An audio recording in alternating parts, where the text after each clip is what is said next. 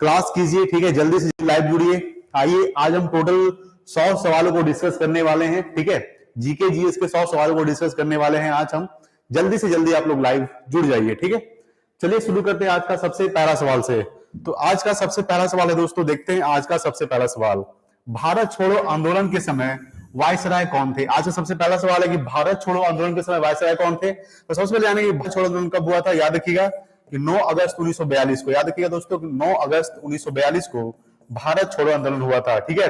भारत छोड़ो आंदोलन के दौरान ही महात्मा गांधी ने करो और मरो का नारा दिया था। याद रखिएगा कि भारत छोड़ो आंदोलन के दौरान ही महात्मा गांधी ने करो और मरो का नारा दिया था। क्या नारा दिया था? हम महात्मा, ठीक है, महात्मा गांधी ने कैसी का नारा दिए थे? करो और मरो का नारा दिए थे। याद रखिएगा करो और मरो का नारा दिए थे। याद रखिएगा महात्मा गांधी ने करो और मरो किसके दौरान? तो भारत छोड़ो आंदोलन के दौरान महात्मा गांधी ने करो और मरो का नारा दिए थे। 9 अगस्त 1942 को क्या हुआ था? भारत छोड़ो आंदोलन हुआ था। सवाल पूछा कि भारत छोड़ो आंदोलन के समय वायसराय कौन थे? तो याद रखिएगा कि लॉर्ड लिनलिथगो, ठीक है, लॉर्ड लिनलिथगो जो थे ये भारत छोड़ो आंदोलन के दौरान ये वायसराय थे, लॉर्ड लिनलिथगो। याद रखिएगा, आप लिख लीजिए लॉर्ड लिनलिथगो, ठीक है, लिनलिथगो। याद रखिएगा लॉर्ड लिनलिथगो जो थे ये भारत छोड़ो आंदोलन के दौरान वायसराय थे, लॉर्ड लिनलिथगो, ठीक है। देखिए सवाल क्या है दोस्तों? सवाल है कि भारत छोड़ो आंदोलन के समय वायसराय कौन थे? तो लॉर्ड लिनलिथगो, ठीक है, लिनलिथगो जो थे ये भारत छोड़ो आंदोलन के समय वायसराय थे, लॉर्ड लिनलिथगो। भारत छोड़ो आंदोलन कब हुआ था? 9 अगस्त 1942 को। किसके द्वारा किया गया था? महात्मा गांधी के द्वारा, ठीक है। और महात्मा गांधी के द्वारा ये भारत छोड़ो दौरान ही करो और मरो का नारा दिया गया था, ठीक है। ठीक है दोस्तों, देखिए, ठीक है दोस्तों, चलिए अगला सवाल देखते हैं। अगला सवाल आपके सामने दोस्तों, सेकंड नंबर सवाल कि गुलामगिरी पुस्तक के लेखक कौन है? याद रखिएगा कि गुलामगिरी पुस्तक के लेखक है दोस्तों ज्योतिबा फुले। याद रखिएगा ज्योतिबा जो फुले हैं, लिख लीजिए यहाँ पे ज्योतिबा फुले, ठीक है, ज्योतिबा जो फुले हैं ये गुलामगिरी पुस्तक के लेखक है। अच्छा, ज्योतिबा फुले ने किसका स्थापना किया था? तो सत्य शोधक समाज का स्थापना किया था ज्योतिबा फुले ने। याद रखिएगा कि सत्य शोधक समाज का स्थापना किसने किया था? सत्य शोधक समाज, ठीक है। याद रखिएगा कि सत्य शोधक समाज की जो स्थापना किए थे ये किसने किया था? ये ज्योतिबा फुले ने किया था, सत्य शोधक समाज की स्थापना, ठीक है। याद रखिएगा कब किए थे? तो 1873 ईस्वी को। याद रखिएगा दोस्तों कि 1873 ईस्वी को ज्योतिबा फुले ने सत्य शोधक समाज की स्थापना किए थे।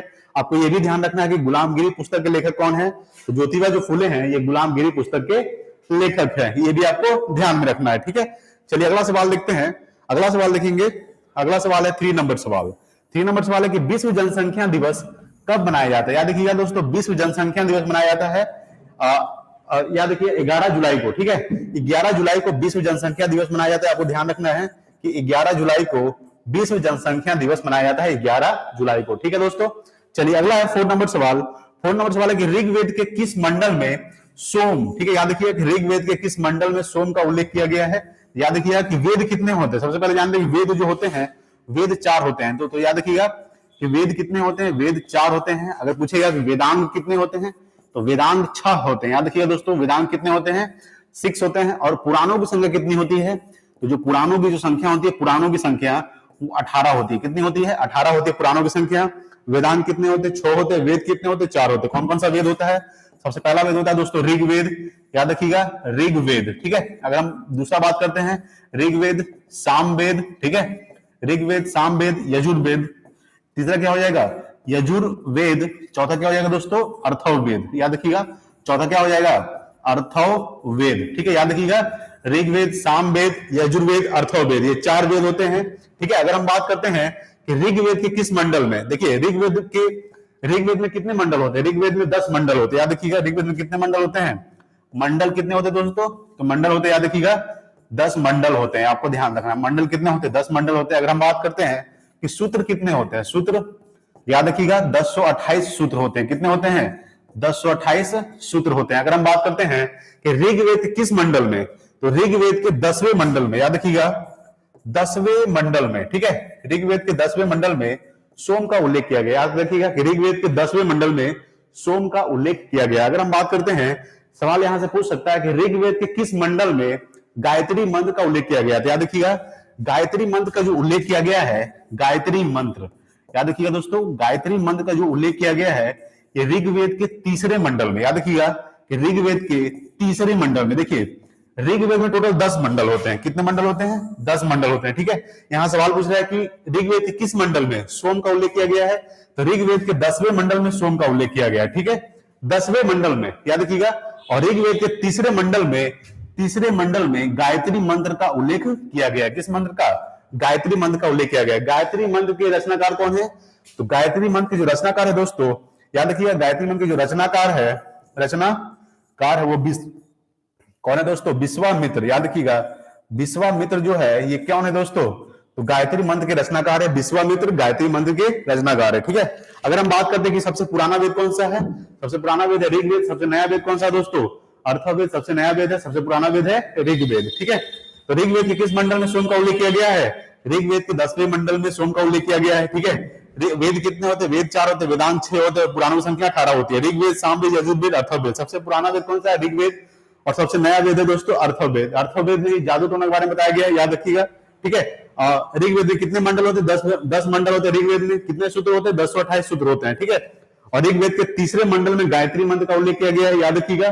ठीक है, और गायत्री मंत्र रचनाकार कौन है? तो रचनाकार है दोस्तों विश्वामित्र, गायत्री मंत्र रचनाकार है। ठीक है, और सोम का उल्लेख ऋग्वेद के 10वें मंडल में किया गया है। चलिए अगला सवाल देखते हैं, 5 नंबर सवाल। 5 नंबर सवाल दोस्तों आपके सामने, इटली की राजधानी किस नदी के किनारे स्थित है? सवाल क्या है? सबसे पहले यानी इटली की राजधानी क्या है दोस्तों? याद रखिएगा, इटली की जो राजधानी है वो है रोम। याद रखिएगा, रोम जो है दोस्तों ये इटली की राजधानी है, आपको ध्यान रखना है। अगर हम बात करते हैं कि इटली की राजधानी किस नदी के किनारे स्थित है, इटली की राजधानी जो रोम है ये टाइबर नदी के किनारे स्थित है। कौन सी नदी? टाइबर नदी के किनारे स्थित है। आपको ध्यान रखना है, इटली की राजधानी जो रोम है ये टाइबर नदी के किनारे स्थित है। ठीक है, ये भी आपको ध्यान रखना है। ठीक है, चलिए अगला सवाल देखते हैं, 6 नंबर सवाल। 6 नंबर सवाल है कि बिहार में लोकसभा सीटों की कुल संख्या कितनी है? सबसे पहले जानते हैं कि बिहार का स्थापना कब हुआ था। तो बिहार की जो स्थापना हुआ दोस्तों आपको ध्यान रखना है, बिहार का स्थापना कब हुआ था? तो याद रखिएगा कि 22 मार्च, ठीक है, 22 मार्च 1912 को बिहार जो बंगाल से अलग होकर एक राज्य बना था, जिसका स्थापना कब हुआ था? 22 मार्च 1912 को। इसलिए 22 मार्च को बिहार दिवस मनाया जाता है। क्या मनाया जाता है?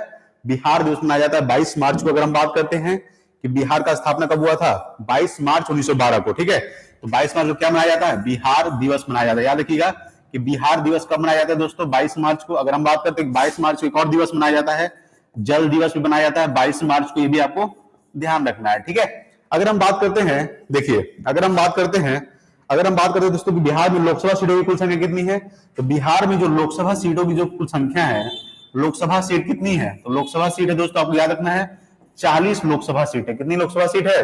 बिहार में 40 लोकसभा सीट है, आपको ध्यान रखना है। अच्छा, बिहार में कितने जिले हैं? याद रखिएगा, बिहार में जिलों की संख्या कितनी है? कितने जिले हैं? तो 38 जिले हैं। कितने जिले हैं दोस्तों? 38। अगर हम बात करते हैं प्रमंडल कितने हैं दोस्तों, तो 9 प्रमंडल है, ये आपको ध्यान रखना है। ठीक है, कितने जिले हैं? 38 जिले हैं और 9 प्रमंडल है बिहार में। बिहार का स्थापना कब हुआ था? 22 मार्च 1912 को। ठीक है, 22 मार्च को बिहार दिवस, 22 मार्च को जल दिवस भी मनाया जाता है, ये भी आपको ध्यान रखना है। ठीक है, लोकसभा सीटों की संख्या कितनी है दोस्तों? 40 लोकसभा सीटों की संख्या है बिहार में, ये भी आपको ध्यान रखना है। ठीक है, अगर पूछे यार कि वर्तमान में बिहार के राज्यपाल कौन है, तो राजेंद्र विश्वनाथ आलेकर, यह भी आपको ध्यान रखना है कि राजेंद्र विश्वनाथ आलेकर ये राज्यपाल है कहां के? तो बिहार के राज्यपाल, यानी कि वर्तमान में बिहार के जो राज्यपाल है दोस्तों, बिहार के राज्यपाल कौन है? आपको ध्यान रखना है, बिहार के राज्यपाल कौन है? तो राजेंद्र विश्वनाथ आलेकर। याद रखिएगा कि राजेंद्र विश्वनाथ आलेकर। ठीक है, विश्वनाथ आलेकर जो है ये कौन है दोस्तों? ये वर्तमान में बिहार के राज्यपाल है राजेंद्र विश्वनाथ आलेकर। ठीक है, चलिए अगला सवाल देखते हैं, 7 नंबर सवाल। 7 नंबर सवाल है कि लावनी और तमाशा ये किस राज्य के नृत्य है? तो लावनी और तमाशा जो दोस्तों ये महाराष्ट्र के लोक नृत्य है। याद रखिएगा कि महाराष्ट्र के लोक नृत्य कौन है दोस्तों? लावनी और तमाशा जो है ये महाराष्ट्र के लोक नृत्य है, ये आपको ध्यान रखना है।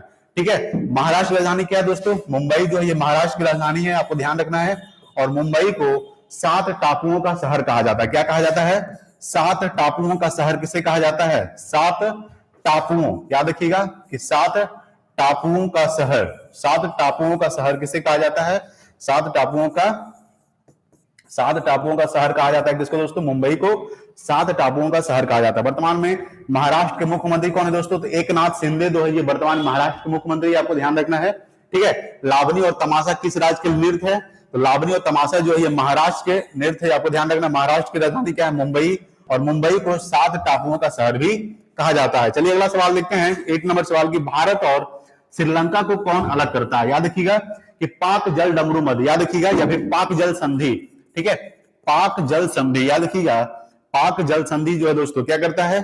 पाक जल संधि, ठीक है। अगर हम बात करते हैं कि पाक जल संधि, ठीक है, पाक जल संधि जो है दोस्तों ये क्या करता है?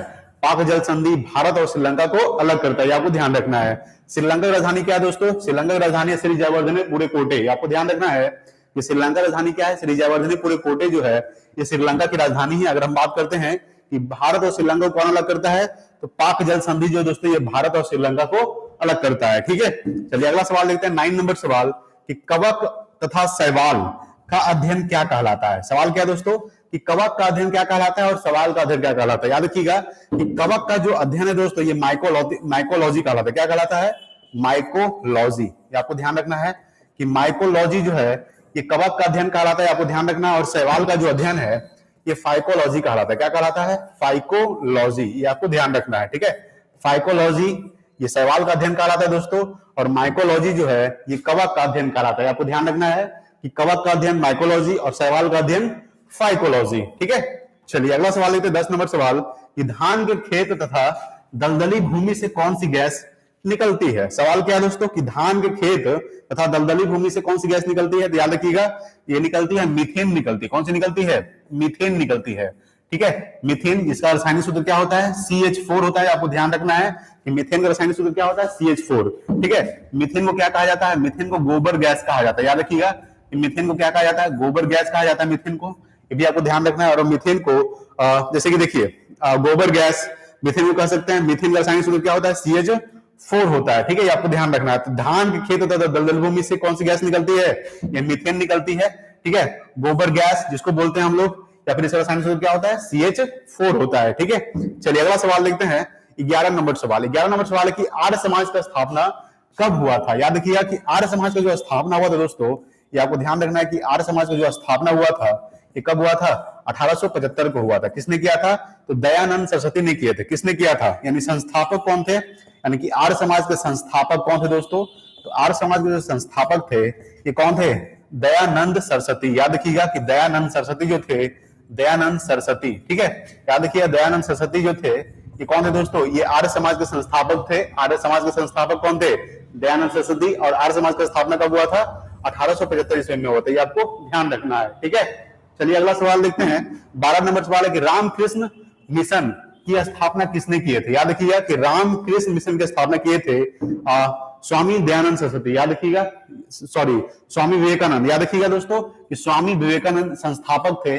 सबसे पहले सवाल पूछा कि रामकृष्ण मिशन की स्थापना किसने किए थे? तो रामकृष्ण मिशन की स्थापना किए थे स्वामी विवेकानंद। याद रखिएगा कि स्वामी विवेकानंद, याद रखिएगा दोस्तों, स्वामी विवेकानंद जो थे, स्वामी विवेकानंद जो थे, विवेकानंद, ये क्या किए थे? स्वामी विवेकानंद, ठीक है। याद रखिएगा कि स्वामी विवेकानंद जो थे क्या किए थे दोस्तों? स्वामी विवेकानंद ये रामकृष्ण मिशन की स्थापना किए थे। स्वामी विवेकानंद कब किए थे?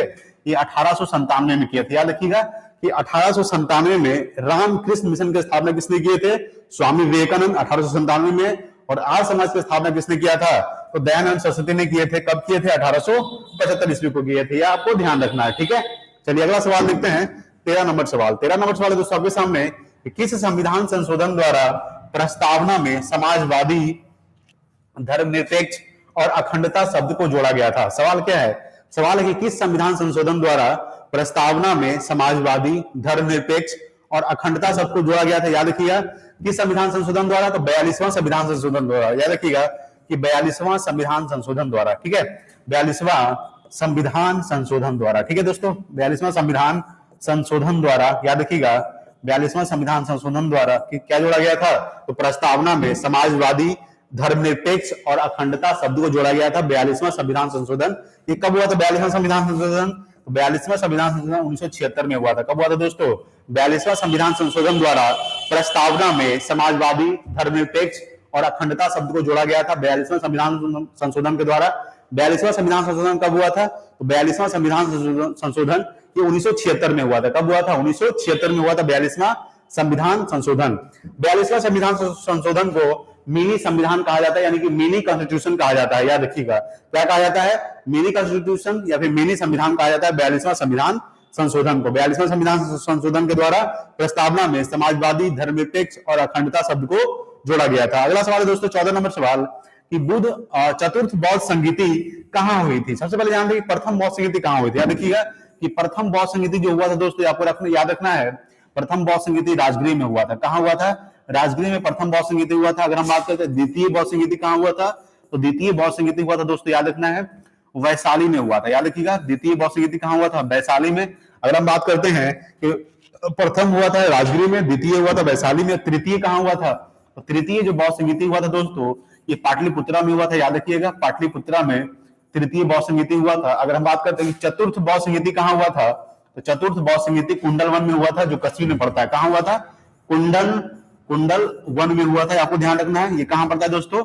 कश्मीर में पड़ता है। ठीक है, ये आपको ध्यान रखना है। अगर हम बात करते हैं, सवाल क्या था कि चतुर्थ बौद्ध संगीति कहां हुई थी, तो चतुर्थ बौद्ध संगीति हुई दोस्तों कुंडल वन कश्मीर में हुआ था। ये आपको ध्यान रखना है। ठीक है, तो सबसे पहला सवाल था कि 14 नंबर सवाल है कि चतुर्थ बौद्ध संगीति कहां हुई थी, तो चतुर्थ बौद्ध संगीति कुंडल वन कश्मीर में हुआ था। प्रथम बौद्ध संगीति राजगीर में हुआ था, द्वितीय बौद्ध संगीति वैशाली में हुआ था, तृतीय बौद्ध संगीति पाटलिपुत्रा में हुआ था, चतुर्थ बौद्ध संगीति कुंडल वन कश्मीर में हुआ था। ये आपको ध्यान रखना है। ठीक है, चलिए अगला सवाल देखते हैं। अगला सवाल है दोस्तों 15 नंबर सवाल। 15 नंबर सवाल है कि विश्व हिंदी दिवस कब मनाया जाता है। सवाल है कि विश्व हिंदी दिवस कब मनाया जाता है। याद रखिएगा कि विश्व हिंदी दिवस मनाया जाता है 10 जनवरी को। याद रखिएगा दोस्तों कि 10 जनवरी को विश्व हिंदी दिवस मनाया जाता है। आपको ध्यान रखना है कि विश्व हिंदी दिवस कब मनाया जाता है, 10 जनवरी को विश्व हिंदी दिवस मनाया जाता है। ये आपको ध्यान रखना है। ठीक है, अगला 16 नंबर सवाल कि भारत में कितने राज्य और कितने केंद्र शासित प्रदेश है। तो आपको ध्यान रखना है कि भारत में 28 राज्य है। याद रखिएगा दोस्तों कितने राज्य हैं भारत में? 28 राज्य है। और कितने केंद्र शासित प्रदेश है? तो वर्तमान में केंद्र शासित प्रदेशों की संख्या 8 है। ये आपको ध्यान रखना है। ठीक है, वर्तमान में 28 राज्य है और 8 केंद्र शासित प्रदेश है। ठीक है, ये आपको याद रखना है कि भारत में कितने राज्य हैं? 28 राज्य है और केंद्र शासित प्रदेश कितने हैं? 8 केंद्र शासित प्रदेश है। ठीक है, देखिए केंद्र शासित प्रदेश कौन कौन सा हो जाएगा? जम्मू कश्मीर, लद्दाख, ये केंद्र शासित प्रदेश बन चुका है। ठीक है, जम्मू कश्मीर, लद्दाख, दिल्ली, ठीक है, चंडीगढ़, अंडमान निकोबार, लक्षद्वीप, ठीक है, दादर नगर हवेली और दमनदीप, पुदुचेरी, ये सब क्या है दोस्तों? ये सब केंद्र शासित प्रदेश है। आपको ध्यान रखना है कि भारत में 28 राज्य है और 8 केंद्र शासित प्रदेश है दोस्तों। ठीक है, ये आपको ध्यान रखना है। चलिए अगला सवाल देखते हैं। अगला सवाल है दोस्तों 17 नंबर सवाल। 17 नंबर सवाल है कि नोबेल पुरस्कार की शुरुआत कब से हुई। आपको ध्यान रखना है कि नोबेल पुरस्कार की जो शुरुआत हुई थी ये 1901 में हुई थी। कब हुई थी? अल्फ्रेड नोबेल के द्वारा। अल्फ्रेड नोबेल, याद रखिएगा कि अल्फ्रेड नोबेल, ठीक है, अल्फ्रेड नोबेल के द्वारा नोबेल पुरस्कार की शुरुआत किया गया था। अल्फ्रेड नोबेल के द्वारा नोबेल पुरस्कार की शुरुआत किया गया था। कब शुरुआत हुआ था? ये 1901 में शुरुआत हुआ था नोबेल पुरस्कार अल्फ्रेड नोबेल के द्वारा। अच्छा, अल्फ्रेड नोबेल ने किसका आविष्कार किया था? आपको ध्यान रखना है कि अल्फ्रेड नोबेल ने डायनामाइट का आविष्कार किया था। आपको ध्यान रखना है कि डायनामाइट, ठीक है, डायनामाइट का आविष्कार किसने किया था? तो अल्फ्रेड नोबेल ने डायनामाइट का आविष्कार किया था। यदि आपको ध्यान रखना है, और अल्फ्रेड नोबेल की याद में ही नोबेल पुरस्कार दिया जाता है। ये कब से दिया जाता है? ये 1901 से दिया जाता है। सवाल पूछेगा कि रविंद्रनाथ टैगोर को नोबेल पुरस्कार कब दिया गया था। तो रविंद्रनाथ टैगोर को जो नोबेल पुरस्कार दिया गया था ये 1913 में दिया गया था। कब दिया गया था? तो रविंद्रनाथ टैगोर को नोबेल पुरस्कार 1913 में दिया गया था। ये आपको ध्यान रखना है। ठीक है, चलिए अगला सवाल देखते हैं।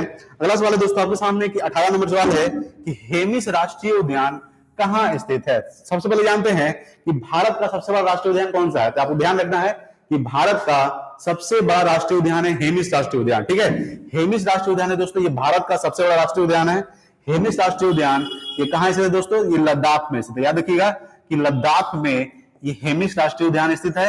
हेमिस राष्ट्रीय उद्यान ये भारत का सबसे बड़ा राष्ट्रीय उद्यान है। आपको ध्यान रखना है कि भारत का सबसे बड़ा राष्ट्रीय उद्यान, ठीक है, भारत का सबसे बड़ा राष्ट्रीय उद्यान कौन सा है दोस्तों? तो भारत का सबसे बड़ा राष्ट्रीय उद्यान है, याद रखिएगा, राष्ट्रीय उद्यान है कौन सा? हेमिस राष्ट्रीय उद्यान। ये भारत का सबसे बड़ा राष्ट्रीय उद्यान है। हेमिस राष्ट्रीय उद्यान जो कहां स्थित है?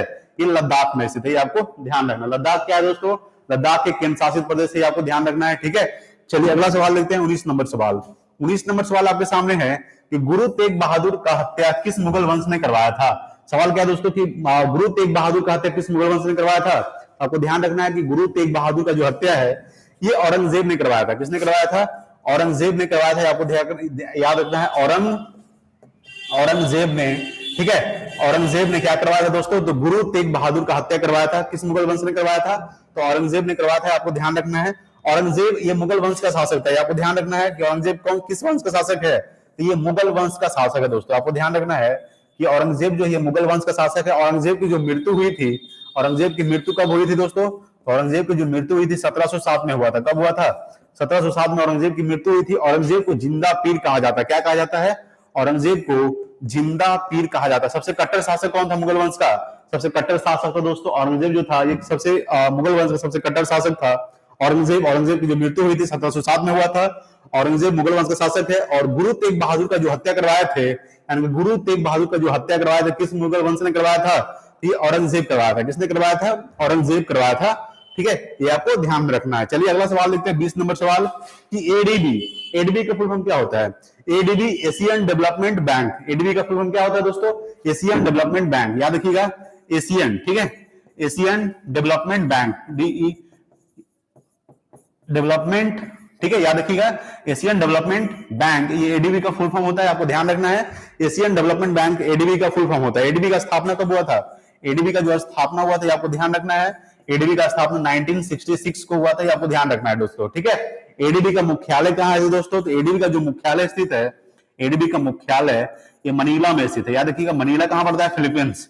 ठीक है, मनीला, ठीक है, याद रखिएगा मनीला कहां पड़ता है दोस्तों? फिलीपींस, ये आपको ध्यान रखना है, फिलीपींस। ठीक है दोस्तों, चलिए बात करते हैं कि एडीबी का स्थापना कब हुआ था। एडीबी का जो स्थापना हुआ था ये 1966 में हुआ था। कब हुआ था? 1966 में एडीबी का स्थापना हुआ था। ठीक है, एडीबी का फुल फॉर्म क्या होता है? एशियन डेवलपमेंट बैंक एडीबी का फुल फॉर्म होता है। ठीक है, आपको ध्यान रखना है एडीबी का जो मुख्यालय स्थित है ये मनीला फिलीपींस में स्थित है। ठीक है, चलिए अगला सवाल देखते हैं। अगला सवाल देखते हैं दोस्तों 21 नंबर सवाल। 21 नंबर सवाल आपके सामने है कि यूरोपियन यूनियन का मुख्यालय कहां स्थित है? सवाल क्या है दोस्तों कि यूरोपियन यूनियन का मुख्यालय कहां स्थित है? तो यूरोपियन यूनियन का मुख्यालय दोस्तों बेल्जियम की राजधानी ब्रुसेल्स में स्थित है। याद रखिएगा कि जो बेल्जियम की राजधानी ब्रुसेल्स है, याद रखिएगा कि यूरोपियन यूनियन का मुख्यालय कहां स्थित है? तो ब्रुसेल्स में। याद रखिएगा कि ब्रुसेल्स, याद रखिए दोस्तों ब्रुसेल्स। ठीक है, ब्रुसेल्स में स्थित है यूरोपियन यूनियन का मुख्यालय। अगर हम बात करते हैं कि ब्रुसेल्स जो है ये बेल्जियम की राजधानी है, आपको ध्यान रखना है। किसकी राजधानी है? ये बेल्जियम की राजधानी है ब्रुसेल्स, ये आपको ध्यान रखना है दोस्तों। ठीक है, बेल्जियम की राजधानी क्या है? ब्रुसेल्स जो ये बेल्जियम की राजधानी है। अगर हम बात करते हैं यूरोपियन यूनियन का मुख्यालय कहां स्थित है? तो ब्रुसेल्स में स्थित है। ठीक है, चलिए अगला सवाल लेते हैं, 22 नंबर सवाल। फीफा का मुख्यालय कहां स्थित है? याद रखिएगा फीफा का जो मुख्यालय दोस्तों ज्यूरिख में स्थित है। कहां स्थित है? ज्यूरिख, याद रखिएगा ज्यूरिख में स्थित है फीफा का मुख्यालय। याद रखिएगा ज्यूरिख कहां पर है दोस्तों? स्विट्जरलैंड में। याद रखिएगा कि फीफा का मुख्यालय कहां स्थित है? ज्यूरिख में स्थित है, ये आपको ध्यान रखना है। ठीक है, चलिए अगला सवाल देखते हैं, 23 नंबर सवाल। 23 नंबर सवाल आपके सामने कि आरबीआई यानी कि reserve bank of India, RBI का स्थापना कब हुआ था? ये आपको ध्यान रखना है कि आरबीआई का जो स्थापना हुआ था ये 1 जनवरी 1935 में हुआ था। याद रखिएगा 1 जनवरी, ठीक है, 1 जनवरी 1935 में किसका स्थापना हुआ था? आरबीआई का स्थापना हुआ था। वर्तमान में आरबीआई का गवर्नर कौन है दोस्तों? तो वर्तमान में आरबीआई का जो गवर्नर है, याद रखिएगा वर्तमान में आरबीआई का जो गवर्नर है शक्तिकांत दास से। याद रखिएगा शक्तिकांत दास। ठीक है, शक्तिकांत दास जो दोस्तों ये वर्तमान में आरबीआई के गवर्नर है। जो कैवे गवर्नर है? 25वें गवर्नर है। आपको ध्यान रखना है कैवे गवर्नर है? 25वें गवर्नर है। आरबीआई का स्थापना कब हुआ था? 1 जनवरी 1935 में। अच्छा, आरबीआई का राष्ट्रीयकरण कब किया गया था? तो 1949 में। याद रखिएगा कि 1949 में आरबीआई का क्या किया गया था? आरबीआई का राष्ट्रीयकरण कब किया गया था? 1949 में। आरबीआई का स्थापना कब हुआ था? 1 जनवरी 1935 में। आरबीआई के वर्तमान में गवर्नर कौन दोस्तों? शक्तिकांत दास जो है ये 25वें गवर्नर है, आपको ध्यान रखना है। ठीक है, अगला दोस्तों 24 नंबर सवाल कि धुआंधार जलप्रपात किस नदी पर स्थित है? सवाल क्या है कि धुआंधार जलप्रपात ये किस नदी पर स्थित है? तो ये नर्मदा नदी पर स्थित है। याद रखिएगा कि नर्मदा नदी पर स्थित है दोस्तों धुआंधार जलप्रपात। ये आपको ध्यान रखना है कि नर्मदा नदी पर स्थित है धुआंधार जलप्रपात। ठीक है, चलिए अगला सवाल देखते हैं, 25 नंबर सवाल है कि राष्ट्रपति के पास क्षमादान की जो शक्ति किस अनुच्छेद में है? याद रखिएगा कि अनुच्छेद 72 में। याद रखिएगा अनुच्छेद 72, ठीक है, अनुच्छेद 72 में। ठीक है, अनुच्छेद 72 में क्या है दोस्तों? अनुच्छेद 72 में राष्ट्रपति के पास क्षमादान की जो शक्ति किस अनुच्छेद में है? अनुच्छेद 72 में, ये आपको ध्यान रखना है। ठीक है, अगर बात करते हैं वर्तमान में राष्ट्रपति कौन है दोस्तों? तो द्रौपदी मुर्मू। याद रखिएगा कि द्रौपदी, ठीक है, द्रौपदी मुर्मू जो दोस्तों ये वर्तमान में, ठीक है, 15वें राष्ट्रपति है। कैवे राष्ट्रपति है? 15वें राष्ट्रपति वर्तमान में द्रौपदी मुर्मू, जो कहां के रहने वाली है? उड़ीसा के रहने वाली है। उड़ीसा के मयूरभंज जिले के रहने वाली है द्रौपदी मुर्मू, जो भारत के प्रथम नागरिक होता है राष्ट्रपति। आपको ध्यान रखना है कि भारत के प्रथम नागरिक कौन होते हैं? राष्ट्रपति भारत के प्रथम नागरिक होते हैं। अगर हम बात करते हैं कि राष्ट्रपति के पास क्षमादान की शक्ति किस अनुच्छेद में है? तो अनुच्छेद 72 में। याद रखिएगा कि अनुच्छेद 72 में राष्ट्रपति के पास क्षमादान की शक्ति है। अगर हम बात करते हैं 26 नंबर सवाल कि माउंट केटू की ऊंचाई कितनी है दोस्तों, तो माउंट केटू की जो ऊंचाई है ये 8611 मीटर है। याद रखिएगा कि 8611 मीटर ये माउंट केटू की ऊंचाई है, जिसको गॉडविन ऑस्टिन भी बोलते हैं। केटू को क्या कहा जाता है, गॉडविन ऑस्टिन। याद रखिएगा गॉडविन ऑस्टिन, ठीक है, गॉडविन ऑस्टिन ये किसको कहा जाता है दोस्तों, तो गॉडविन ऑस्टिन जो है ये माउंट केटू को कहा जाता है गॉडविन ऑस्टिन, ठीक है। तो माउंट केटू की ऊंचाई कितनी है, 8611 मीटर। चलिए अगला सवाल देखते हैं 27 नंबर सवाल। 27 नंबर सवाल है कि डब्ल्यूएचओ का फुल फॉर्म क्या होता है, वर्ल्ड हेल्थ ऑर्गेनाइजेशन। डब्ल्यूएचओ का फुल फॉर्म क्या होता है, वर्ल्ड हेल्थ ऑर्गेनाइजेशन, ये डब्ल्यूएचओ का फुल फॉर्म होता है। उसके बाद WTO, World Trade Organization, World Trade Organization, ठीक है, इंडियन लेबर ऑर्गेनाइजेशन। याद रखिएगा इंडियन लेबर ऑर्गेनाइजेशन यानी कि इंटरनेशनल लेबर ऑर्गेनाइजेशन। आई से क्या होता है, इंटरनेशनल, एल से लेबर, और से ऑर्गेनाइजेशन, ठीक है, इंटरनेशनल लेबर ऑर्गेनाइजेशन, ये आईएलओ का फुल फॉर्म होता है।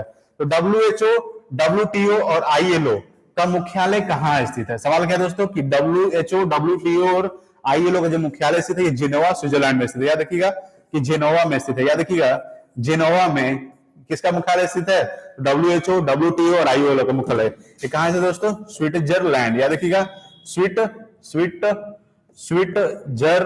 ठीक है, स्विट्जरलैंड में स्थित है दोस्तों। याद रखिएगा कि स्विट्जरलैंड में किसका मुख्यालय स्थित है, तो जेनेवा में। जेनेवा कहां पड़ता है, स्विट्जरलैंड में पड़ता है। याद रखिएगा।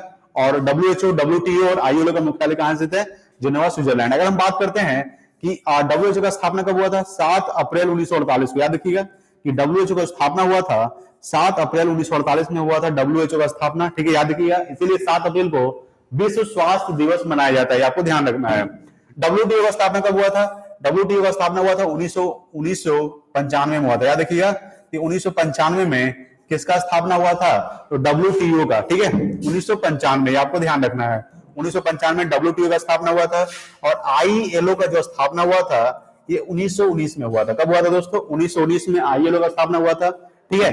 डब्ल्यूटीओ का स्थापना कब हुआ था, 1995 में हुआ था। और डब्ल्यूएचओ का जो स्थापना हुआ था ये 7 अप्रैल 1948 में हुआ था, ठीक है। तो तीनों का जो मुख्यालय स्थित है ये जिनेवा में स्थित है, इसलिए हम बताएं कि तीनों का जो मुख्यालय स्थित दोस्तों कहां स्थित है, जिनेवा में स्थित है, ठीक है। अगला दोस्तों 28 नंबर कि यूनेस्को का मुख्यालय कहां स्थित है। यूनेस्को का फुल फॉर्म क्या होता है, यूनेस्को का फुल फॉर्म होता है United Nations Educational Scientific and Cultural Organization, ठीक है।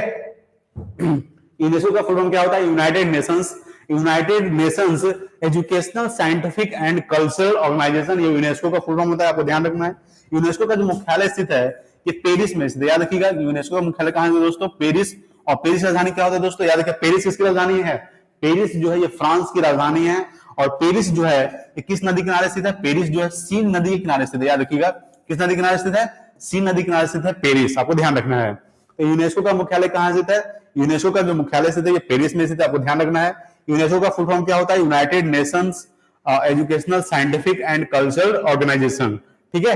चलिए अगला सवाल देखते हैं 29 नंबर सवाल। 29 नंबर सवाल है कि भारत में कितनी शास्त्रीय भाषाएं और शास्त्रीय नृत्य है। याद रखिएगा कि शास्त्रीय भाषाओं की संख्या कितनी है दोस्तों, तो शास्त्रीय भाषाएं 6 है, आपको ध्यान रखना है।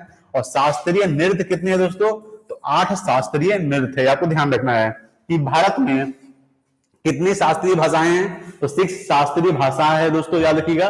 और नृत्य कितनी है दोस्तों, तो 8 नृत्य है, ये आपको ध्यान रखना है। अगला दोस्तों 30 नंबर सवाल कि लखनऊ अधिवेशन की अध्यक्षता किसने की थी। आपको ध्यान रखना है कि लखनऊ अधिवेशन की अध्यक्षता की थी दोस्तों अंबिका चरण मजूमदार। याद रखिएगा कि अंबिका चरण, ठीक है दोस्तों, अंबिका चरण, ठीक है, अंबिका चरण मजूमदार। याद रखिएगा कि अंबिका चरण मजूमदार जो दोस्तों ये किसने क्या किया था, अंबिका चरण मजूमदार जो है ये लखनऊ अधिवेशन की अध्यक्षता किए थे।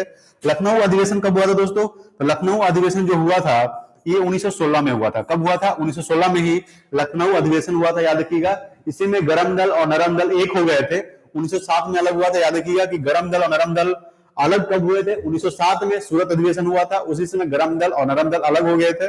और 1916 में लखनऊ अधिवेशन के दौरान ही जिसका अध्यक्षता किसने किया था, अंबिका चरण मजूमदार, लखनऊ अधिवेशन में ही गरम दल नरम दल एक हो गए थे, ये आपको ध्यान में रखना है, ठीक है। तो चलिए अगला सवाल देखते हैं। अगला सवाल है 31 नंबर सवाल कि रेबीज के टीके की खोज किसने किया था, लुई पास्चर। याद रखिएगा कि लुई पास्चर, ठीक है, लुई पास्चर जो दोस्तों, लुई पास्चर, ठीक है, लुई पास्चर जो दोस्तों क्या किए थे, तो रेबीज के टीके की खोज किसने किया था? लुई पास्चर ने रेबीज के टीके की खोज किया था। चेचक के टीके की खोज किसने किया था दोस्तों? याद रखिएगा, चेचक के टीके की खोज किसने किया था?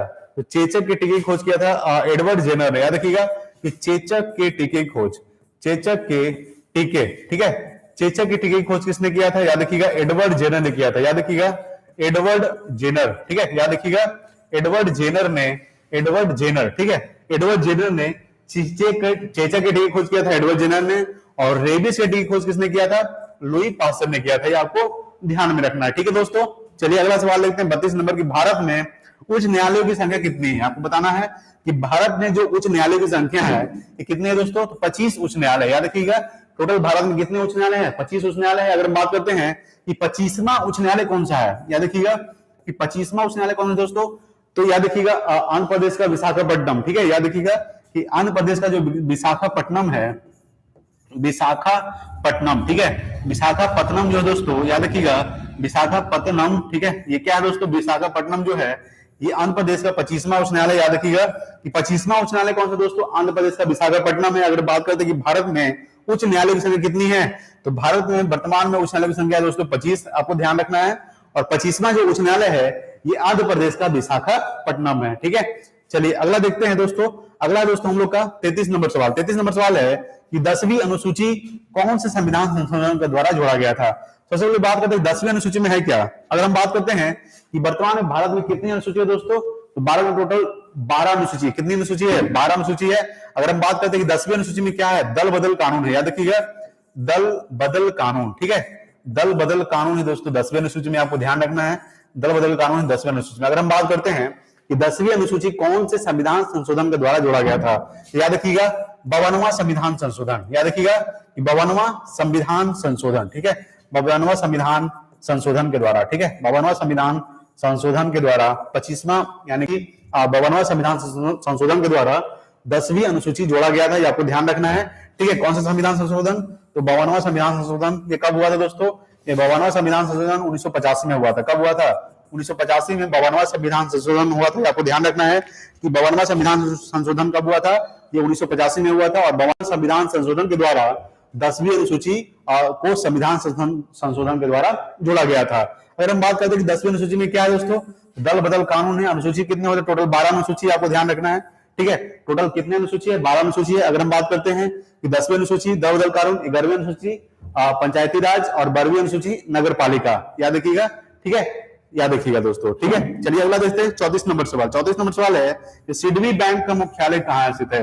याद रखिएगा कि सिडबी जो बैंक है इसका जो मुख्यालय से लखनऊ में स्थित है। कहाँ स्थित है? लखनऊ, ठीक है, लखनऊ में। याद रखिएगा कि लखनऊ जो उत्तर प्रदेश की राजधानी है लखनऊ, लखनऊ को नवाबों का शहर भी कहा जाता है, आपको ध्यान रखना है, ठीक है। तो सिडबी बैंक का जो मुख्यालय स्थित है कहाँ स्थित है? ये लखनऊ में स्थित है। अगर हम बात करते हैं कि लखनऊ जो है ये किसकी राजधानी है, तो ये उत्तर प्रदेश की राजधानी। लखनऊ किस नदी किनारे स्थित है? तो लखनऊ जो है ये गोमती नदी के किनारे स्थित है। याद रखिए कौन सी नदी? गोमती नदी के किनारे स्थित है लखनऊ, ये आपको ध्यान रखना है, ठीक है। तो सवाल क्या है कि सिडबी बैंक का मुख्यालय कहाँ स्थित है? ये लखनऊ में स्थित है। और लखनऊ किस नदी किनारे स्थित है? तो ये गोमती नदी किनारे स्थित है लखनऊ। चलिए अगला सवाल देखते हैं 35 नंबर सवाल कि नाबार्ड का स्थापना कब हुआ था? अगर हम बात करते हैं कि नाबार्ड का जो स्थापना हुआ था ये 12 जुलाई 1982 को हुआ था। याद रखिएगा कि 12 जुलाई 1982 को, याद रखिए दोस्तों 12 जुलाई 1982 को नाबार्ड का स्थापना हुआ था। आपको ध्यान रखना है कि 12 जुलाई 1982 को नाबार्ड का स्थापना हुआ था, ये भी आपको ध्यान रखना है। अगला दोस्तों 36 नंबर सवाल कि राष्ट्रीय बालिका दिवस कब मनाया जाता है? याद रखिएगा कि राष्ट्रीय जो बालिका दिवस मनाया जाता है, आपको ध्यान रखना है कि 24 जनवरी को मनाया जाता है। कब मनाया जाता है? 24 जनवरी को राष्ट्रीय बालिका दिवस मनाया जाता है, आपको ध्यान रखना है। राष्ट्रीय बालिका दिवस कब मनाया जाता है? 24 जनवरी को। अगर हम बात करते हैं कि 25 जनवरी को क्या मनाया जाता है दोस्तों, तो 25 जनवरी को मनाया जाता है राष्ट्रीय मतदाता दिवस। आपको ध्यान रखना है कि राष्ट्रीय मतदाता दिवस, ठीक है, राष्ट्रीय मतदाता दिवस कब मनाया जाता है? राष्ट्रीय मतदाता दिवस, ठीक है, मतदाता दिवस कब मनाया जाता है दोस्तों? राष्ट्रीय मतदाता दिवस, राष्ट्रीय मतदाता दिवस मनाया जाता है 25 जनवरी को, और 24 जनवरी को राष्ट्रीय बालिका दिवस, ठीक है। चलिए अगला सवाल देखते हैं 37 नंबर सवाल। 37 नंबर सवाल है दोस्तों आपके सामने कि भारत के पहले मुख्य चुनाव आयुक्त कौन थे? सवाल क्या है कि भारत के पहले मुख्य चुनाव आयुक्त कौन थे? तो सुकुमार सेन। याद रखिएगा कि सुकुमार सेन, ठीक है, सुकुमार सेन, ठीक है, सुकुमार सेन जो है दोस्तों ये क्या है दोस्तों? ये भारत के पहले मुख्य चुनाव आयुक्त है। कौन है भारत के पहले मुख्य चुनाव आयुक्त? कौन है? सुकुमार सेन जो है दोस्तों, ये भारत के पहले मुख्य चुनाव आयुक्त है। याद रखिएगा कि भारत के पहले मुख्य चुनाव आयुक्त कौन है दोस्तों? सुकुमार सेन। अगला दोस्तों 38 नंबर सवाल कि power house of the cell किसे कहा जाता है? तो power house of the cell यानी कि शक्ति गृह किसे कहा जाता है दोस्तों? तो माइटोकॉन्ड्रिया को। याद रखिएगा कि माइटोकॉन्ड्रिया, ठीक है, माइटोकॉन्ड्रिया, ठीक है, याद रखिएगा कि माइटोकॉन्ड्रिया को power house of the cell कहा जाता है। याद रखिएगा कि power house of the cell किसे कहा जाता है? माइटोकॉन्ड्रिया को, ठीक है, आपको ध्यान रखना है। प्रोटीन की फैक्ट्री किसे कहा जाता है? तो राइबोसोम को प्रोटीन की फैक्ट्री कहा जाता है, आपको ध्यान रखना है, ठीक है। तो power house of the cell किसे कहा जाता है? माइटोकॉन्ड्रिया को, ठीक है। प्रोटीन की फैक्ट्री राइबोसोम को कहा जाता है, आपको ध्यान रखना है। अगला सवाल देखते हैं 39 नंबर सवाल। 39 नंबर सवाल है कि वित्त आयोग का उल्लेख संविधान में किस अनुच्छेद में है? तो वित्त आयोग का जो उल्लेख है दोस्तों, ये अनुच्छेद 280 में। याद रखिएगा कि अनुच्छेद 280 में, याद रखिएगा दोस्तों कि अनुच्छेद 280 में किसका उल्लेख किया गया है? तो वित्त आयोग का उल्लेख किया गया है संविधान के अनुच्छेद 280 में, आपको ध्यान रखना है, ठीक है। तो वित्त आयोग का उल्लेख किस संविधान से किया गया है? 280 एक वित्त आयोग है, एक वित्त विधेयक है, आपको ध्यान रखना है, ठीक है। वित्त विधेयक का उल्लेख किया गया अनुच्छेद 117 में, आप याद रखिएगा कि वित्त विधेयक, ठीक है, वित्त विधेयक है। याद रखिएगा कि वित्त विधेयक का जो उल्लेख किया गया दोस्तों, ये अनुच्छेद 117 में किया गया है, आपको ध्यान रखना है, ठीक है। एक होता है वित्त आयोग जिसका उल्लेख किया गया अनुच्छेद 280 में, एक होता है वित्त विधेयक जिसका उल्लेख किया गया अनुच्छेद 117 में, ठीक है, ये आपको ध्यान रखना है। सिर्फ डिफरेंस है, यहाँ पे आयोग है, यहाँ पे विधेयक है, ठीक है। चलिए अगला देखते हैं 40 नंबर सवाल कि किस संविधान संशोधन द्वारा चुनाव डालने की जो आयु है, यानी कि चुनाव डालने की जो उम्र है, ये 21 वर्ष से घटाकर 18 वर्ष कर दिया गया है। सवाल क्या कर रहा है? किस संविधान संशोधन के द्वारा? तो 61वां संविधान संशोधन 1989 के द्वारा। याद रखिएगा 61वां संविधान संशोधन, ठीक है, 61वां संविधान संशोधन, ठीक है, 61वां संविधान संशोधन 1989 के द्वारा, ठीक है, 61वां संविधान संशोधन, याद रखिएगा 61वां संविधान संशोधन 1989 के द्वारा। 61वां संविधान कब हुआ था? 1989 में हुआ था। 61वां संविधान संशोधन 1989 के द्वारा जो चुनाव डालने की जो आयु है दोस्तों, ये 21 वर्ष से घटाकर 18 वर्ष कर दिया गया है। आपको ध्यान रखना है कि 61वां संविधान 1989 के द्वारा चुनाव डालने की जो आयु है वो 21 वर्ष से घटाकर कितना कर दिया गया है? 18 वर्ष कर दिया गया है। किसके द्वारा? तो 61वां संविधान संशोधन 1989 के द्वारा, ठीक है। चलिए अगला सवाल देखते हैं। अगला सवाल है 41 नंबर सवाल कि बुशमैन जनजाति कहां पाई जाती है? बुशमैन जनजाति कालाहारी मरुस्थल में पाई जाती है। याद रखिएगा कि कालाहारी मरुस्थल, ठीक है, कालाहारी मरुस्थल में पाया जाता है दोस्तों। जैसे कि भारत में कौन सा मरुस्थल है? थार मरुस्थल है, उसी तरह से कालाहारी एक मरुस्थल है। याद रखिएगा कालाहारी मरुस्थल है दोस्तों। याद रखिएगा कि कालाहारी मरुस्थल में ही बुशमैन जनजाति पाई जाती है। बुशमैन एक जनजाति होता है, ये कालाहारी मरुस्थल में पाया जाता है, आपको ध्यान रखना है, ठीक है।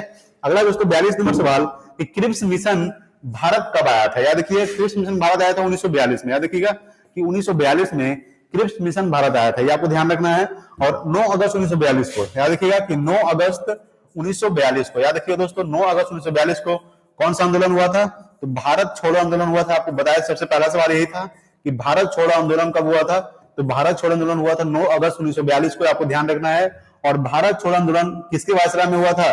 तो लॉर्ड लिनलिथगो के हुआ था। याद रखिएगा कि लॉर्ड लिनलिथगो उसमें वायसराय थे, लॉर्ड लिनलिथगो, ठीक है, लॉर्ड लिनलिथगो के वायसराय था। याद रखिएगा भारत छोड़ो आंदोलन कब हुआ था? 9 अगस्त 1942 को।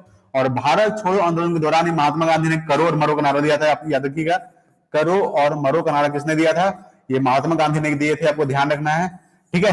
करो और मरो का नारा किसने दिया था? महात्मा गांधी भारत छोड़ो आंदोलन के दौरान दिए थे, ठीक है। तो क्रिप्स मिशन भारत कब आया था दोस्तों? तो क्रिप्स मिशन भारत आया था 1942 में आया था, आपको ध्यान रखना है, ठीक है। जैसे कैबिनेट मिशन 1946, ठीक है। रॉयल टेक भारत कब आया था? 1919 में आया था, ठीक है। चलिए उसी तरह से है कि एक होता है सविनय अवज्ञा आंदोलन, तो ये हुआ था 12 मार्च 1930 में हुआ था। अगर हम बात करते हैं कि एक और है, चलिए अगला सवाल देखते हैं हम लोग। अगला सवाल देखेंगे 43 नंबर सवाल। 43 नंबर सवाल है कि कराची अधिवेशन कब हुआ था? ठीक है, यहाँ पे क्या दोस्तों, कराची अधिवेशन कब हुआ था? ये 1931 में हुआ था। याद रखिएगा कि 1931 में हुआ था कराची अधिवेशन, ठीक है। ये आपको ध्यान रखना है कि 1931 में क्या हुआ था? कराची अधिवेशन हुआ था। किसके अध्यक्षता में हुआ था? सरदार वल्लभ भाई पटेल के अध्यक्षता में हुआ था। याद रखिएगा कि सरदार वल्लभ भाई पटेल, ठीक है, सरदार वल्लभ भाई पटेल, ठीक है, वल्लभ भाई पटेल के अध्यक्षता में हुआ था दोस्तों कराची अधिवेशन, आपको ध्यान रखना है। सरदार वल्लभ भाई पटेल को लौह पुरुष के नाम से भी जाना जाता है, आपको ध्यान रखना है, ठीक है। कराची अधिवेशन कब हुआ था? ये 1931 में हुआ था। किसके अध्यक्षता में हुआ था? तो सरदार वल्लभ भाई पटेल की अध्यक्षता में हुआ था कराची अधिवेशन, ठीक है। अगर हम बात करते 44 नंबर सवाल कि लाहौर अधिवेशन कब हुआ था? तो लाहौर अधिवेशन हुआ था दोस्तों 1929 में हुआ था। कब हुआ था? 1929 में लाहौर अधिवेशन हुआ था, ठीक है। जवाहरलाल नेहरू की अध्यक्षता में हुआ था, याद रखिएगा कि जवाहरलाल नेहरू, ठीक है, जवाहरलाल नेहरू की अध्यक्षता में हुआ था। कौन सा अधिवेशन? तो जवाहरलाल नेहरू की अध्यक्षता में हुआ था दोस्तों लाहौर अधिवेशन। कब हुआ था? ये 1929 में हुआ था। अध्यक्षता किसने किया था? जवाहरलाल नेहरू ने किए थे, ठीक है। कराची अधिवेशन कब हुआ था? 1931 में हुआ था। अध्यक्षता सरदार वल्लभ भाई पटेल ने किए थे। चलिए अगला सवाल देखते हैं, 45 नंबर सवाल। 45 नंबर सवाल है कि संयुक्त बैठक का प्रावधान संविधान के किस अनुच्छेद में है? याद रखिएगा, ज्वाइंट सिटिंग, संयुक्त बैठक का जो प्रावधान है ये अनुच्छेद किसमें है?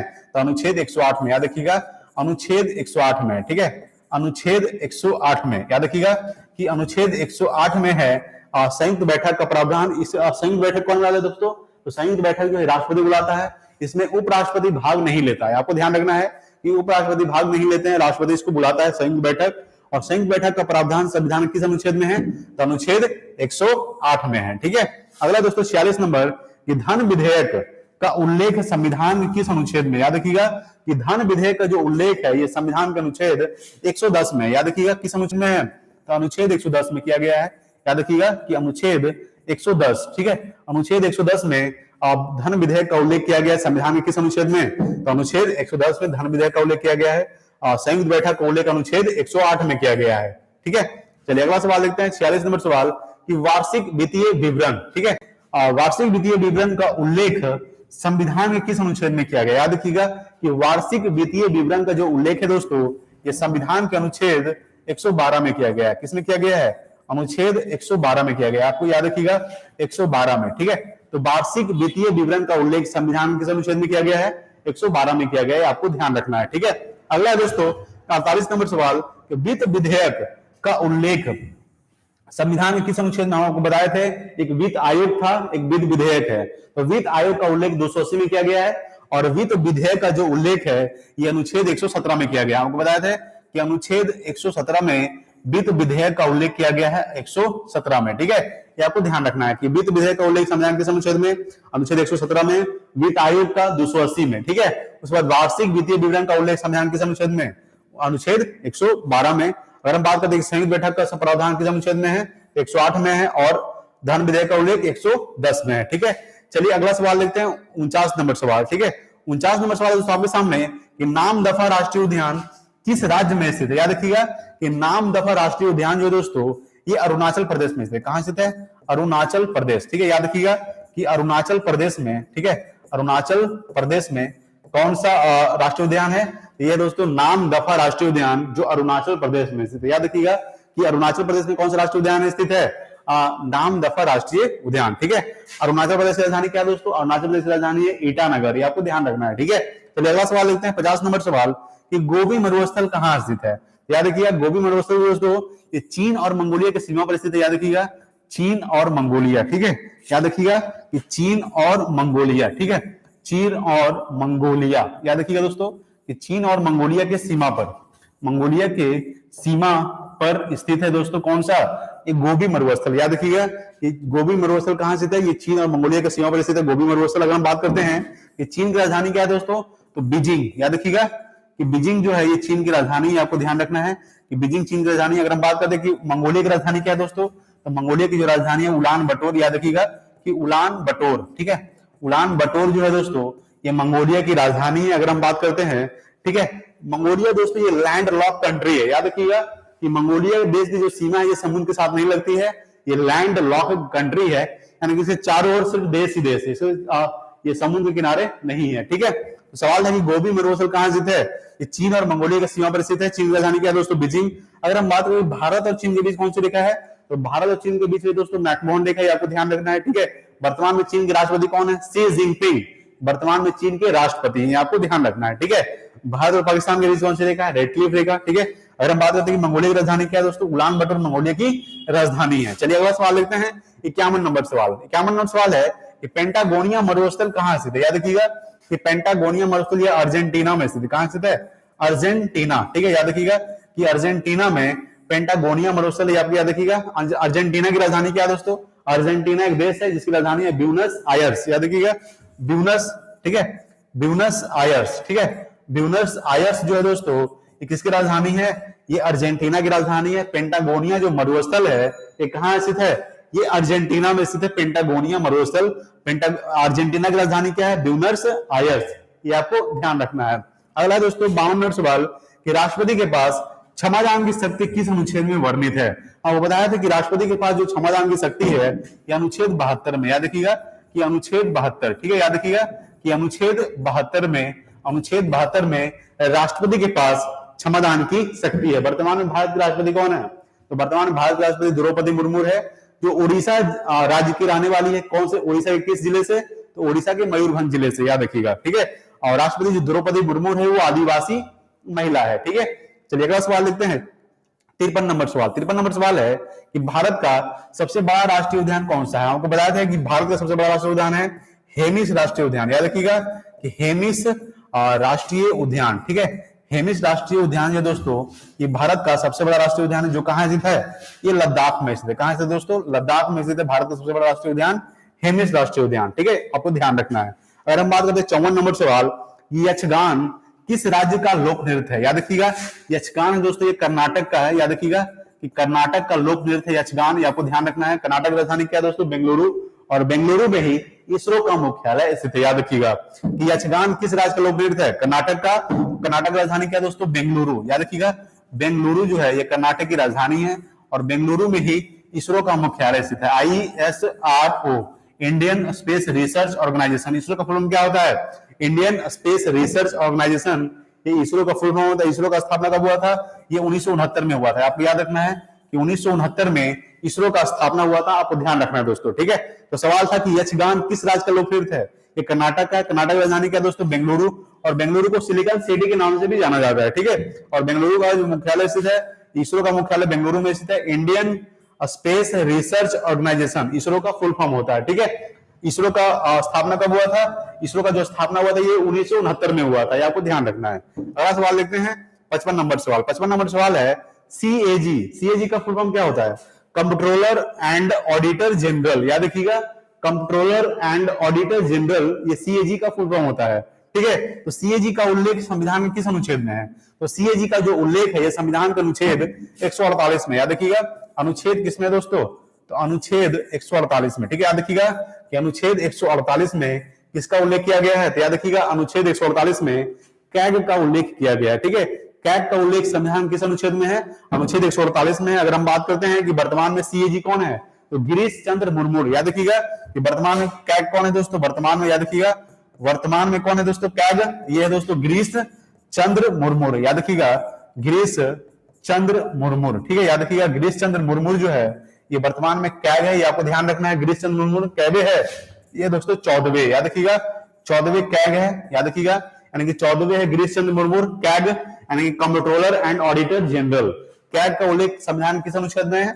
अनुच्छेद 148 में है। अगला दोस्तों 56 नंबर कि ब्रिक्स में कितने देश शामिल है? देखिए ब्रिक्स में टोटल 5 देश शामिल है। कौन कौन सा? तो Brazil, Russia, India, China, South Africa. B से ब्राजील, आर से रसिया, आई से इंडिया, सी से चाइना, एस से साउथ अफ्रीका, ठीक है। तो ब्राजील में कितने देश शामिल है? टोटल ब्राजील में 5 देश शामिल है, ये आपको ध्यान में रखना है, ठीक है। चलिए अगला सवाल देखते हैं। अगला सवाल है दोस्तों आपके सामने 57 नंबर सवाल कि केंद्रीय चावल अनुसंधान संस्थान ये कहां स्थित है? याद रखिएगा केंद्रीय चावल अनुसंधान संस्थान है दोस्तों, ये कहां स्थित है? ये कटक में स्थित है। कहां स्थित है? कटक। कटक कहां पड़ता है दोस्तों? ये उड़ीसा में पड़ता है। याद रखिएगा कि उड़ीसा में ही, याद रखिएगा कि उड़ीसा में, ठीक है, केंद्रीय चावल अनुसंधान संस्थान कहां स्थित है?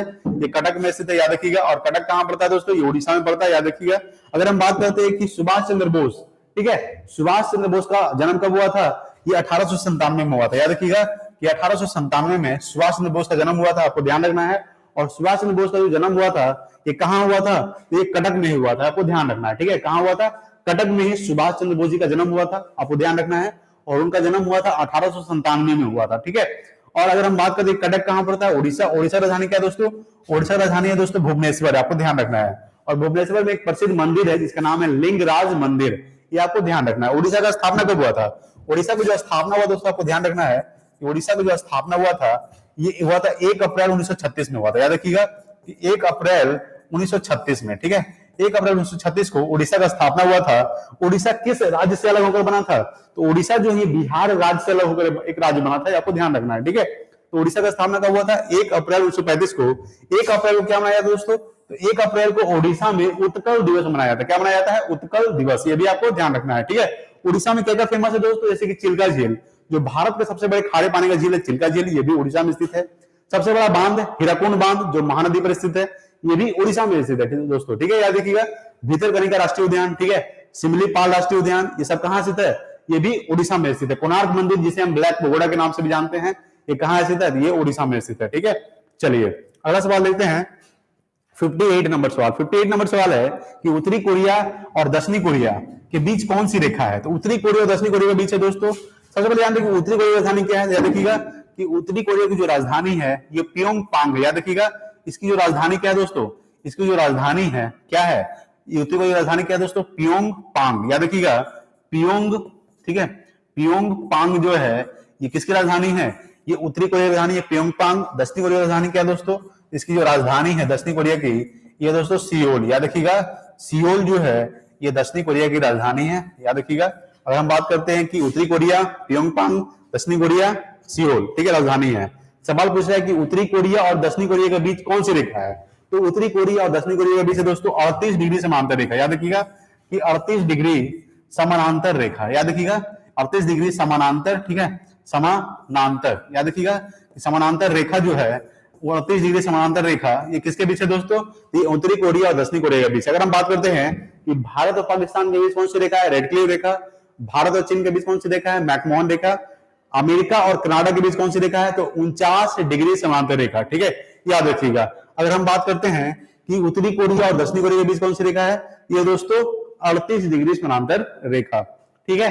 चलिए अगला सवाल देखते हैं, 59 नंबर सवाल। 59 नंबर सवाल है कि राष्ट्रीय युवा दिवस कब मनाया जाता है? याद रखिएगा कि राष्ट्रीय युवा दिवस मनाया जाता है तो 12 जनवरी को। याद रखिएगा कि 12 जनवरी को राष्ट्रीय युवा दिवस मनाया जाता है। याद रखिएगा कि राष्ट्रीय युवा दिवस 12 जनवरी को, अंतरराष्ट्रीय युवा दिवस 12 अगस्त को। याद रखिएगा कि अंतरराष्ट्रीय युवा दिवस, ठीक है, अंतरराष्ट्रीय युवा दिवस कब मनाया जाता है? अंतरराष्ट्रीय युवा दिवस मनाया जाता है दोस्तों। याद रखिएगा कि अंतरराष्ट्रीय युवा दिवस मनाया जाता है राष्ट्रीय युवा दिवस 12 जनवरी को, अंतरराष्ट्रीय युवा दिवस 12 अगस्त को। ये आपको ध्यान रखना है, ठीक है दोस्तों। चलिए अगला सवाल देखते हैं, 60 नंबर सवाल है कि कर्क रेखा भारत के कितने राज्यों से होकर गुजरती है? ठीक है, सवाल क्या है कि कर्क रेखा भारत के कितने राज्यों से गुजरती है? तो कर्क रेखा भारत के 8 राज्यों से गुजरती है। क्या देखिएगा कि कर्क रेखा भारत के 8 राज्यों से गुजरती है। सबसे पहला कौन सा हो जाएगा? गुजरात, राजस्थान, मध्य प्रदेश, छत्तीसगढ़, झारखंड, पश्चिम बंगाल, त्रिपुरा और मिजोरम। याद रखिएगा नाम कौन कौन सा है? गुजरात, राजस्थान, मध्य प्रदेश, गुजरात, राजस्थान, मध्य प्रदेश, छत्तीसगढ़, झारखंड, पश्चिम बंगाल, त्रिपुरा और मिजोरम, ठीक है। तो टोटल भारत के 8 राज्यों से गुजरती है कर्क रेखा। कर्क रेखा किस नदी को 2 बार काटती है? याद रखिएगा कर्क रेखा जो है ये माही नदी को 2 बार काटती है। याद रखिएगा माही नदी। सवाल यहां से बन सकता है कि कर्क रेखा किस नदी को 2 बार काटती है? तो कर्क रेखा माही नदी को 2 बार काटती है, आपको ध्यान रखना है। कर्क रेखा भारत के कितने राज्यों से गुजरती है? 8 राज्यों से गुजरती है। कौन कौन सा? गुजरात, राजस्थान, मध्य प्रदेश, छत्तीसगढ़, झारखंड, पश्चिम बंगाल, त्रिपुरा और मिजोरम, ठीक है, ये आपको ध्यान रखना है। चलिए अगला सवाल देखते हैं। अगला सवाल है आपके 61 नंबर सवाल। 61 नंबर सवाल है कि मकर रेखा किस नदी को 2 बार काटती है? यहां सवाल था कि कर्क रेखा किस नदी को 2 बार काटती है? तो कर्क रेखा माही नदी को 2 बार काटती है। उसके बाद मकर रेखा जो है ये लिम्पोपो नदी को, ठीक है, याद रखिएगा कि लिम्पोपो, ठीक है, लिम्पोपो नदी को 2 बार काटती है। याद रखिएगा कि मकर रेखा जो है ये लिम्पोपो नदी को 2 बार काटती है, आपको ध्यान रखना है। और कर्क रेखा माही नदी को 2 बार काटती है। अब सवाल यहां से ये बन सकता है कि विषुवत रेखा किस नदी को 2 बार काटती है? तो विषुवत रेखा, याद रखिएगा कि विषुवत, ठीक है, विषुवत रेखा जो है दोस्तों, विषुवत रेखा ये कांगो नदी को 2 बार काटती है। याद रखिएगा कि कांगो नदी, ठीक है, याद रखिएगा दोस्तों कि कांगो नदी को 2 बार काटती है विषुवत रेखा, ठीक है। सबसे पहले तो क्या था? कर्क रेखा माही नदी को 2 बार काटती है, मकर रेखा लिम्पोपो नदी को 2 बार काटती है, और उसके बाद विषुवत रेखा जो है ये कांगो नदी को 2 बार काटती है। सब दो बार काटने वाली नदी है, ठीक है, एग्जाम में सवाल पूछता है, इसलिए ये इंपॉर्टेंट है, ठीक है। अगला दोस्तों 62 नंबर कि भारत में कितने राज्य समुद्र के साथ सीमा साझा करता है? ठीक है, सवाल क्या है कि दोस्तों कि भारत के कितने राज्य, ठीक है, भारत के कितने राज्य समुद्र के साथ सीमा साझा करते हैं? याद रखिएगा, भारत के टोटल 9 राज्य, याद रखिएगा, भारत के टोटल 9 राज्य समुद्र के साथ सीमा साझा करते हैं। सबसे पहला क्या हो जाएगा दोस्तों, यहाँ पे लिख देते हैं, सबसे पहला हो जाएगा दोस्तों गुजरात, ठीक है, गुजरात जो है। उसके बाद क्या हो जाएगा दोस्तों, दूसरा महाराष्ट्र, याद रखिएगा महाराष्ट्र, ठीक है, गुजरात महाराष्ट्र। तीसरा क्या हो जाएगा, गोवा, ठीक है, गोवा। चौथा क्या हो जाएगा दोस्तों, कर्नाटक, याद रखिएगा कर्नाटक, ठीक है। उसके बाद क्या हो जाएगा, पांचवा केरल, ठीक है, केरल। अगर हम बात करते हैं, छठा क्या हो जाएगा, तमिलनाडु, ठीक है, तमिलनाडु। अगर हम बात करते हैं, सातवां क्या हो जाएगा दोस्तों, तमिलनाडु, आंध्र प्रदेश, उड़ीसा, ठीक है, आंध्र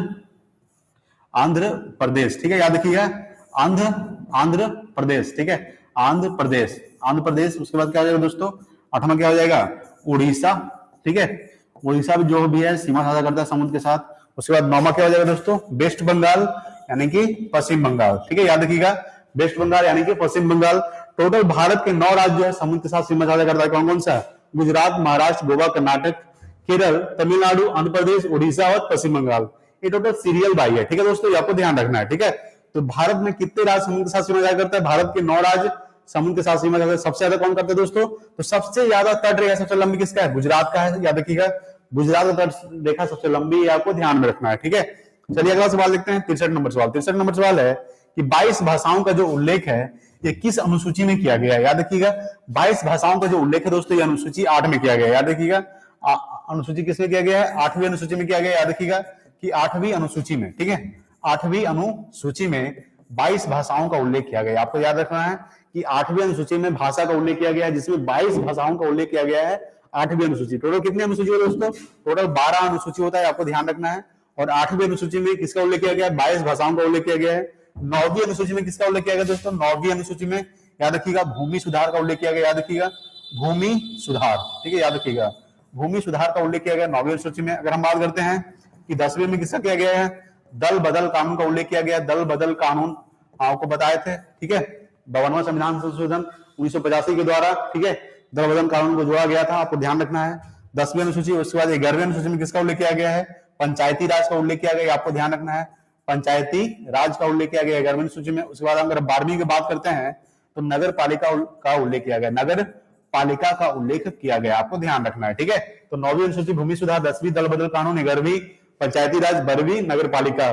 तो 22 भाषाओं का उल्लेख किस अनुसूची में किया गया है, तो 8वीं अनुसूची में 22 भाषाओं का उल्लेख किया गया है दोस्तों, ठीक है। चलिए अगला सवाल देखते हैं, 64 नंबर सवाल। अक्रिय गैसों की संख्या कितनी है दोस्तों, याद रखिएगा कि अक्रिय जो गैसों की संख्या है, जिसको नोबल गैस भी कहा जाता है इंग्लिश में, ठीक है, निष्क्रिय गैस, अक्रिय गैस, जीरो रो ग्रुप, या फिर 18वां तत्व भी कहा जाता है इसको, अक्रिय गैस को। अक्रिय गैसों की संख्या कितनी है दोस्तों, अक्रिय गैसों की संख्या जो है ये 6 है। कौन कौन सा है, सबसे पहले अगर हम बात करते हैं हीलियम, दूसरा क्या हो जाएगा नियॉन, ठीक है, तीसरा क्या हो जाएगा दोस्तों आर्गन, ठीक है, उसके बाद क्या हो जाएगा तीसरा, चौथा क्या हो जाएगा क्रिप्टन Kr, ठीक है, पांचवा क्या हो जाएगा helium, neon, argon, krypton, radon, ठीक है, रेडॉन। उसके बाद क्या हो जाएगा दोस्तों जेनॉन, छठा क्या हो जाएगा जेनॉन, XE, याद रखिएगा हीलियम, HE से हीलियम, Ne से नियॉन, Ar से आर्गन, Kr से क्रिप्टॉन, Rn से रेडॉन, उसके बाद XE से जेनॉन। टोटल 6 होते हैं। अक्रिय गैसों की संख्या कितनी होती है दोस्तों, टोटल 6 अक्रिय गैस होते हैं। कौन कौन सा, helium, neon, argon, krypton, radon और जेनॉन, याद रखिएगा, ठीक है। अगर हम बात करते हैं कि सबसे अपवाद में कौन होता है दोस्तों, हीलियम, ठीक है। अक्रिय गैसों की वायतम कक्षा में कितने इलेक्ट्रॉन होते हैं, याद रखिएगा कि अक्रिय गैसों की वायतम कक्षा में 8 इलेक्ट्रॉन होते हैं, आपको ध्यान रखना है, ठीक है। चलिए अगला सवाल देखते हैं। अगला सवाल है दोस्तों आपके सामने 65 नंबर सवाल कि प्लास्टर ऑफ पेरिस का रासायनिक सूत्र क्या होता है। याद रखिएगा कि प्लास्टर ऑफ पेरिस का रासायनिक सूत्र होता है दोस्तों CaSO4 हाफ H2O, CaSO4, ठीक है, CaSO4 हाफ H2O, याद रखिएगा CaSO4 हाफ H2O, ये प्लास्टर ऑफ पेरिस का रासायनिक सूत्र होता है। अगर हम जिप्सम का बात करते हैं कि जिप्सम का रासायनिक सूत्र क्या होता है, तो जिप्सम का जो रासायनिक सूत्र होता है दोस्तों ये CaSO4 2H2O होता है। क्या होता है, CaSO4 2H2O, ये जिप्सम का रासायनिक सूत्र होता है।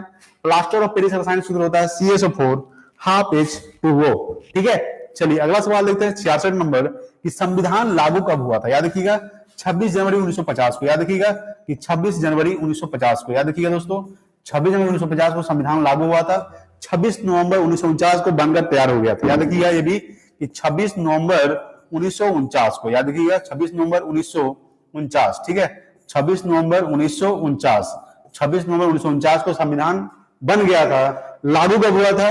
26 जनवरी 1950 को। इसीलिए 26 जनवरी को क्या मनाया जाता है? गणतंत्र दिवस मनाया जाता है, ठीक है। चलिए अगला सवाल देखते हैं। अगला सवाल दोस्तों आपके सामने 67 नंबर सवाल कि संवैधानिक उपचारों का जो अधिकार है इस संविधान के किस अनुच्छेद में किया गया है? याद रखिएगा कि संवैधानिक उपचारों का जो अधिकार है दोस्तों संविधान किस अनुच्छेद में किया गया है? तो अनुच्छेद 32 में। याद रखिएगा कि अनुच्छेद 32, ठीक है, याद रखिएगा दोस्तों कि अनुच्छेद 32 का जो उल्लेख है, अनुच्छेद 32 यानी कि संवैधानिक उपचारों का अधिकार संविधान के अनुच्छेद 32 में किया गया है। किस अनुच्छेद में? अनुच्छेद 32। याद रखिएगा कि डॉक्टर भीमराव अम्बेडकर के द्वारा अनुच्छेद 32 को आत्मा कहा गया। क्या कहा गया दोस्तों? संविधान का आत्मा किसे कहा गया है? अनुच्छेद 32 को संविधान का आत्मा कहा गया। क्या कहा गया है? संविधान का आत्मा। संविधान का आत्मा किस अनुच्छेद को क्या कहा गया है दोस्तों? अनुच्छेद 32 को संविधान का आत्मा कहा गया। किसके द्वारा? तो डॉक्टर भीमराव अम्बेडकर के द्वारा। अगर हम बात करते हैं कि संवैधानिक उपचारों का जो अधिकार है ये संविधान किस अनुच्छेद में वर्ग किया गया है? तो अनुच्छेद 32 में किया गया है। ये आपको ध्यान में रखना है, ठीक है। चलिए अगला सवाल देखते हैं 68 नंबर सवाल कि तंजानिया की राजधानी क्या है? तो तंजानिया की जो राजधानी है दोस्तों ये डोडोमा है। याद रखिएगा डोडोमा, ठीक है, याद रखिएगा डोडोमा जो है ये दोस्तों तंजानिया की राजधानी है। आपको ध्यान रखना है तंजानिया की राजधानी क्या है? डोडोमा तंजानिया की राजधानी है। अगला दोस्तों 69 नंबर सवाल कि वायुसेना दिवस कब मनाया जाता है? याद रखिएगा कि वायुसेना दिवस मनाया जाता है दोस्तों 8 अक्टूबर को। याद रखिएगा 8 अक्टूबर को वायुसेना दिवस मनाया जाता है। अगर हम बात करते हैं कि नौसेना दिवस कब मनाया जाता है? याद रखिएगा कि नौसेना दिवस, ये नौसेना दिवस मनाया जाता है। याद रखिएगा 15 जनवरी को नौसेना दिवस मनाया जाता है। आपको ध्यान रखना है वायुसेना दिवस 8 अक्टूबर को। उसके बाद क्या है दोस्तों? अगर हम बात करते हैं कि थल सेना दिवस मनाया जाता है। याद रखिएगा कि थल सेना दिवस मनाया जाता है दोस्तों 15 जनवरी को। याद रखिएगा, ठीक है, 15 जनवरी को थल सेना दिवस। आपको ध्यान रखना है 15 जनवरी को थल सेना दिवस मनाया जाता है। याद रखिएगा कि थल सेना दिवस कब मनाया जाता है? थल सेना दिवस 15 जनवरी को। उसके बाद क्या है? वायुसेना दिवस 8 अक्टूबर को। उसके बाद दोस्तों नौ सेना दिवस। याद रखिएगा कि नौ सेना दिवस मनाया जाता है 5 दिसंबर को। याद रखिएगा कि 4 दिसंबर को मृदा दिवस। याद रखिएगा 4 दिसंबर को, ठीक है, 4 दिसंबर को क्या मनाया जाता है दोस्तों? 4 दिसंबर को नौसेना दिवस। आपको ध्यान रखना है कि 4 दिसंबर को नौसेना दिवस, ठीक है, 4 दिसंबर को नौसेना दिवस और 5 दिसंबर को मृदा दिवस मनाया जाता है यानी कि मिट्टी दिवस। यह भी आपको ध्यान में रखना है, ठीक है। तो वायुसेना दिवस 8 अक्टूबर को, थल सेना दिवस 15 जनवरी को और नौसेना दिवस 4 दिसंबर को, ठीक है। चलिए अगला देखते हैं। अगला है 70 नंबर सवाल की बक्सर का युद्ध कब हुआ था? याद रखिएगा 1764 ईस्वी को। याद रखिएगा कि 1764 ईस्वी को बक्सर का युद्ध हुआ था। अगर हम बात करते हैं प्लासी का युद्ध कब हुआ था? तो याद रखिएगा यहाँ पे देखिए प्लासी का युद्ध, ठीक है दोस्तों, प्लासी का युद्ध। याद रखिएगा कि प्लासी का युद्ध हुआ था 1757 को। याद रखिएगा कि 1757 को प्लासी का युद्ध हुआ था, ठीक है। याद रखिएगा 1576 को हल्दी घाटी का युद्ध। याद रखिएगा कि हल्दी घाटी, ठीक है, हल्दी घाटी का युद्ध कब हुआ था? सवाल पूछता है कि हल्दी घाटी का युद्ध हुआ था 1576 को हुआ था। यह भी आपको ध्यान रखना है, ठीक है। बक्सर का युद्ध 1764 को, प्लासी का युद्ध 1757 को, हल्दी घाटी का युद्ध 1576 को हुआ था, ठीक है। चलिए अगला सवाल देखते हैं। अगला सवाल है दोस्तों आपके सामने 71 नंबर सवाल। 71 नंबर सवाल है कि पानीपत का तीसरा युद्ध कब हुआ था? सवाल है कि पानीपत का प्रथम युद्ध कब हुआ था? तो पानीपत का जो प्रथम युद्ध हुआ था ये आपको ध्यान रखना है, ये कब हुआ था? 1526 में हुआ था। आपको ध्यान रखना है। उसके बाद दूसरा युद्ध कब हुआ था पानीपत का? तो पानीपत का जो दूसरा युद्ध हुआ था ये 1556 को हुआ था। कब हुआ था? और तीसरा युद्ध जो हुआ था दोस्तों पानीपत का ये 1761 को हुआ था। कब हुआ था? 1761 को पानीपत का तीसरा युद्ध हुआ था। प्रथम युद्ध 1526 को, दूसरा युद्ध 1556 को और तीसरा युद्ध 1761 को। पानीपत का प्रथम युद्ध हुआ था बाबर और इब्राहिम लोदी के बीच, ठीक है, याद रखिएगा। और दूसरा युद्ध हुआ था पानीपत का दूसरा युद्ध अकबर और हेमू के बीच। पानीपत का तीसरा युद्ध अब्दुल शाह अफजाली और मराठों के बीच हुआ था, ठीक है। चलिए अगला सवाल लेते हैं 72 नंबर सवाल कि तराइन का प्रथम युद्ध कब हुआ था? याद रखिएगा 1191 ईस्वी को, ठीक है, 1191 को तराइन का प्रथम युद्ध हुआ था।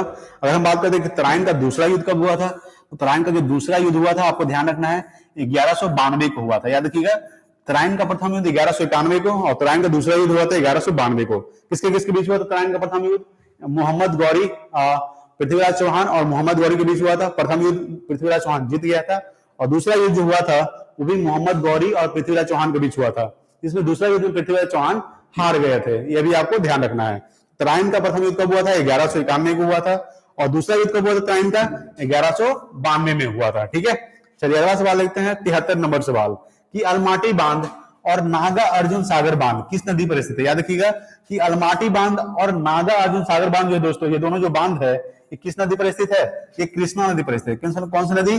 कृष्णा नदी पर स्थित है नागार्जुन सागर बांध और अलमाटी बांध। या भागीरथी नदी पर टिहरी बांध स्थित है, यह भी आपको ध्यान रखना है। ठीक है, चलिए अगला सवाल देखते हैं कि अगला सवाल है 75 नंबर सवाल कि इडुक्की बांध, ठीक है, किस नदी पर स्थित है? याद रखिएगा कि इडुक्की बांध जो है दोस्तों ये पेरियार नदी पर है। कौन सी नदी? पेरियार नदी पर स्थित है इडुक्की बांध। पेरियार नदी कहां बहती है दोस्तों? ये केरल में बहती है। याद देखिए आपको पेरियार नदी कहां है? तो केरल में स्थित है। याद रखिएगा कि इडुक्की बांध किस नदी पर स्थित है? ये पेरियार नदी पर स्थित है। पेरियार नदी कहां है?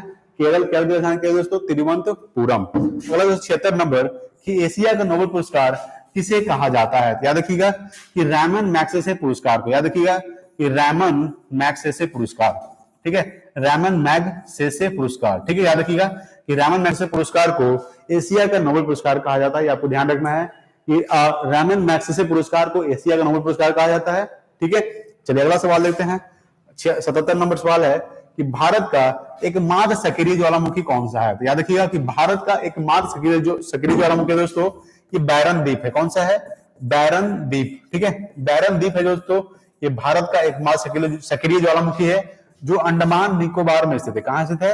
अंडमान निकोबार। याद रखिएगा कि अंडमान निकोबार में स्थित है दोस्तों भारत का एकमात्र सक्रिय ज्वालामुखी। कहां स्थित है? अंडमान निकोबार में स्थित है बैरन द्वीप। याद कीजिए कि अंडमान निकोबार की राजधानी क्या है दोस्तों? Port Blair. याद रखिएगा पोर्ट ब्लेयर जो है ये अंडमान निकोबार की राजधानी है। ठीक है, याद रखिएगा कि अंडमान निकोबार में एक सैडल पीक है, यानी कि एक चोटी है जिसका नाम है सैडल पीक। क्या है दोस्तों? सैडल पीक, ये भी आपको ध्यान रखना है। ठीक है, अगर हम बात करते हैं कि भारत का एकमात्र सक्रिय ज्वालामुखी कौन सा है दोस्तों? बैरन द्वीप जो अंडमान निकोबार देश में स्थित है। अंडमान निकोबार क्या है दोस्तों?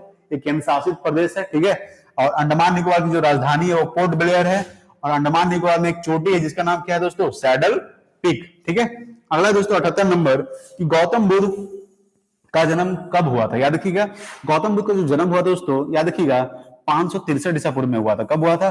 563 ईसा पूर्व में हुआ था। अगर हम बात करते हैं कि इनका जन्म कहां हुआ था, तो ये लुम्बिनी में हुआ था। याद रखिएगा लुम्बिनी में, ठीक है, लुम्बिनी में इनका जन्म हुआ था। याद रखिएगा ये वर्तमान में कहां पड़ता है? ये नेपाल में पड़ता है। कहां पड़ता है दोस्तों? नेपाल में पड़ता है लुम्बिनी। अगर हम बात करते हैं कि इनकी मृत्यु कब हुई थी गौतम बुद्ध का, इनकी मृत्यु 80 वर्ष की अवस्था में हो गया था। तो कब हुआ था?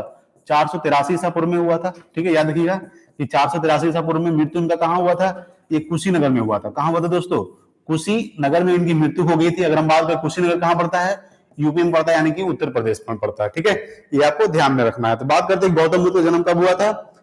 563 ईसा पूर्व में। ठीक है, लुम्बिनी नेपाल में हुआ था और मृत्यु कब हुई थी? 483 ईसा पूर्व में कुशीनगर यूपी में हुआ था। अगर हम बात करते हैं गौतम बुद्ध, अगर हम बात करते हैं कि 29 वर्ष की अवस्था में घर को त्याग दिया था। 6 साल तक कड़ी तपस्या के बाद पीपल वृक्ष के नीचे यानी कि निरंजना नदी के किनारे गौतम बुद्ध यानी कि सिद्धार्थ, पहले इनका क्या नाम था? सिद्धार्थ था नाम। ठीक है, बचपन में क्या नाम था गौतम बुद्ध का? सिद्धार्थ नाम था। जब इनको ज्ञान की प्राप्ति हो गई तब ये क्या कहलाने लगे? बुद्ध कहलाने लगे। ठीक है, अगर हम बात करते हैं कि इनका जन्म कब हुआ था? 563 ईसा पूर्व में और मृत्यु 483 ईसा पूर्व में हुआ था। ठीक है, चलिए अगला सवाल देखते हैं। 79 नंबर सवाल है कि विटामिन ए का रासायनिक नाम क्या होता है? अगर हम बात करते हैं विटामिन ए का रासायनिक नाम होता है रेटिनॉल। याद रखिएगा कि रेटिनॉल जो है रेटिनॉल, ठीक है, याद रखिएगा रेटिनॉल विटामिन ए का रासायनिक नाम होता है। अगर हम बात करते हैं विटामिन ए की कमी से कौन सा रोग होता है, तो विटामिन ए की कमी से कौन सा रोग होता है दोस्तों? तो कमी से जो रोग होता है वो रतौंधी होता है। याद रखिएगा रतौंधी, ठीक है, रतौंधी होता है कमी से रोग। याद रखिएगा कि विटामिन ए की कमी से कौन सा रोग होता है? रतौंधी होता है। विटामिन ए का रासायनिक नाम क्या होता है? रेटिनॉल होता है। आपको ध्यान रखना है। ठीक है, चलिए अगला सवाल देखते हैं। 80 नंबर सवाल है कि संयुक्त राष्ट्र संघ का मुख्यालय कहां स्थित है? याद रखिएगा यानी कि यूएनओ। अगर हम बात करते हैं UNO, United Nations Organization, full form क्या होता है दोस्तों यूएनओ का? United Nations Organization. इसका स्थापना कब हुआ था? यूएनओ का जो स्थापना हुआ दोस्तों याद रखिएगा 24 अक्टूबर 1945 में हुआ था। ठीक है, कब हुआ था? 24 अक्टूबर 1945 में हुआ था। याद रखिएगा कि 24 अक्टूबर 1945 को यूएनओ का स्थापना हुआ था। अगर हम बात करते हैं कि यूएनओ का मुख्यालय कहां स्थित है दोस्तों? यूएनओ का जो मुख्यालय स्थित है, याद रखिएगा कि यूएनओ का जो मुख्यालय स्थित दोस्तों, याद रखिएगा यूएनओ का मुख्यालय, अगर हम बात करते हैं यूएनओ का जो मुख्यालय स्थित है, यूएनओ का मुख्यालय कहां है दोस्तों? याद रखिएगा वाशिंगटन डीसी में स्थित है। सॉरी, यूएनओ का जो मुख्यालय है न्यूयॉर्क में स्थित है। कहां स्थित है? न्यूयॉर्क। ठीक है, न्यूयॉर्क में स्थित है यूएनओ का मुख्यालय। अच्छा, न्यूयॉर्क किस नदी किनारे स्थित है? न्यूयॉर्क जो है ये हडसन नदी किनारे स्थित है। याद रखिएगा न्यूयॉर्क किस नदी के किनारे स्थित है? हडसन नदी, याद रखिएगा कि हडसन नदी के किनारे स्थित है न्यूयॉर्क। अगर हम बात करते हैं कि यूएनओ टोटल कितना देश शामिल है दोस्तों, तो यूएनओ टोटल 193 देश शामिल है, याद रखिएगा कितना देश शामिल है? 193 देश। अगर हम बात करते हैं कि 193वां देश कौन सा है दोस्तों, तो 193वां देश है दोस्तों, याद रखिएगा दक्षिणी सूडान। कौन है? दक्षिणी सूडान, ठीक है। दक्षिणी सूडान जो है ये क्या है? 193वां देश है, किसका? यूएनओ का, ठीक है। ये आपको ध्यान रखना है। दक्षिणी सूडान की राजधानी क्या दोस्तों? दक्षिणी सूडान एक देश है जिसकी राजधानी होता है जुबा, ये भी आपको याद रखना है। क्या होता है? जुबा इसकी राजधानी होता है दक्षिणी सूडान का, ठीक है। तो सवाल क्या था कि संयुक्त राष्ट्र संघ का मुख्यालय कहां स्थित है? तो संयुक्त राष्ट्र संघ का जो मुख्यालय स्थित है ये न्यूयॉर्क में स्थित है। कहां स्थित है? न्यूयॉर्क। और न्यूयॉर्क जो है ये हडसन नदी के किनारे स्थित है, ये भी आपको ध्यान में रखना है, ठीक है। चलिए अगला सवाल देखते हैं। अगला सवाल आपके सामने 81 नंबर सवाल है कि कपास की खेती के लिए कौन सी मिट्टी उपयुक्त है? याद रखिए कि कपास की खेती के लिए रेगुर मिट्टी या फिर इसे हम लोग काली मिट्टी बोलते हैं, रेगुर मिट्टी उपयुक्त है। रेगुर मिट्टी, ठीक है। रेगुर मिट्टी को ही काली मिट्टी कहा जाता है, आपको ध्यान रखना है कि रेगुर मिट्टी को क्या कहा जाता है? काली मिट्टी कहा जाता है, आपको ध्यान रखना है। काली मिट्टी को ही रेगुर मिट्टी या फिर रेगुर मिट्टी को ही काली मिट्टी कहा जाता है, जिसके लिए कपास की खेती के लिए उपयुक्त माना जाता है रेगुर मिट्टी। सबसे ज्यादा कपास की खेती कहाँ होती है? तो सबसे ज्यादा जो कपास की खेती होती है ये महाराष्ट्र में होती है। कहाँ होती है दोस्तों? महाराष्ट्र में सबसे ज्यादा कपास की खेती होती है, आपको ध्यान रखना है, ठीक है। याद रखिएगा कि कपास की खेती के लिए कौन सी मिट्टी उपयुक्त है? रेगुर मिट्टी। रेगुर मिट्टी को ही काली मिट्टी कहा जाता है, ठीक है। चलिए अगला देखते हैं 82 नंबर सवाल कि बांदीपुर राष्ट्रीय उद्यान किस राज्य में स्थित है? याद रखिएगा कि बांदीपुर राष्ट्रीय उद्यान दोस्तों कर्नाटक में स्थित है। कहां स्थित है? कर्नाटक में, ठीक है। याद रखिएगा कि कर्नाटक में बांदीपुर राष्ट्रीय उद्यान स्थित है। बांदीपुर राष्ट्रीय उद्यान कहां स्थित है? कर्नाटक में बांदीपुर राष्ट्रीय उद्यान स्थित है, ठीक है। चलिए अगला सवाल देखते हैं 83 नंबर सवाल कि अंतरराष्ट्रीय ओलंपिक समिति का जो मुख्यालय कहां स्थित है? याद रखिएगा कि अंतरराष्ट्रीय ओलंपिक समिति का जो मुख्यालय स्थित है ये लुसाने में स्थित है। याद रखिएगा लुसाने, ठीक है। लुसाने, ठीक है। लुसाने जो कहां पड़ता है दोस्तों? स्विट्जरलैंड में पड़ता है। याद रखिएगा स्विट्जर, ठीक है। स्विट्जरलैंड में पड़ता है, याद रखिएगा स्विट्जरलैंड में स्थित है दोस्तों। किसका मुख्यालय? स्विट्जरलैंड में ही किसका मुख्यालय स्थित है? तो लुसाने, लुसाने में, ठीक है। लुसाने कहां पड़ता है? स्विट्जरलैंड में। और अंतरराष्ट्रीय ओलंपिक समिति का जो मुख्यालय स्थित है कहां स्थित है? ये लुसाने में स्थित है। लुसाने कहां पड़ता है? ये स्विट्जरलैंड में पड़ता है, ठीक है। ये आपको ध्यान रखना है, ठीक है। अगला 84 नंबर सवाल की तेलंगाना का स्थापना कब हुआ था? याद रखिएगा तेलंगाना का जो स्थापना हुआ था ये 2 जून 2014 को हुआ था। याद रखिएगा इसका स्थापना कब हुआ था? 2 जून 2014 को। याद रखिएगा कि 2 जून 2014 को तेलंगाना का स्थापना हुआ था। 2 जून 2014 को। तेलंगाना का जो राजधानी है दोस्तों ये हैदराबाद है। क्या है? हैदराबाद, ठीक है। ये आपको ध्यान रखना है। हैदराबाद जो तेलंगाना की राजधानी है। हैदराबाद, सिकंदराबाद को जुड़वा शहर के नाम से भी जाना जाता है, आपको ध्यान रखना है, ठीक है। अगला 85 नंबर सवाल। 85 नंबर सवाल है कि DRDO Defence Research Development Organisation, DRDO का फुल फॉर्म क्या होता है? Defence Research Development Organisation. Defence Research Development Organisation DRDO का फुल फॉर्म होता है।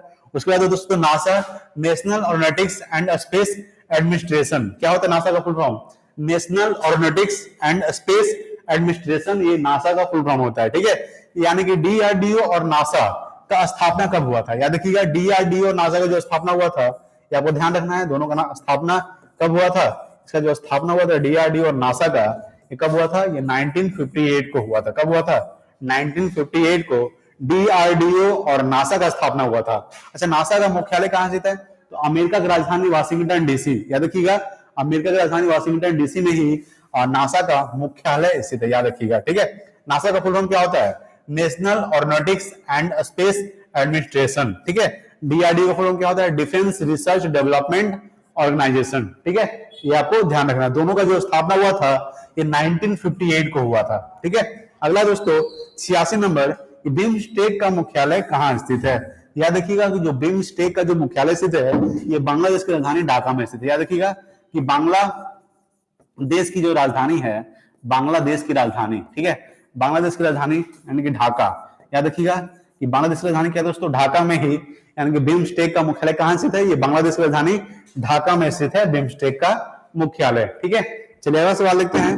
अगला सवाल है 87 नंबर सवाल कि भारत के 7 सबसे लंबी अंतरराष्ट्रीय सीमा कौन सा देश लगाती है? सवाल क्या है दोस्तों कि भारत के साथ सबसे लंबी अंतरराष्ट्रीय सीमा कौन सा देश लगाती है? ये बांग्लादेश लगाती है। कौन लगाती है दोस्तों? बांग्लादेश, ठीक है। याद रखिएगा बांग्लादेश सबसे लंबी अंतरराष्ट्रीय सीमा लगाती है कितना किलोमीटर? तो 4096 यानी कि 4096 किलोमीटर, ये आपको ध्यान रखना है। कितना किलोमीटर?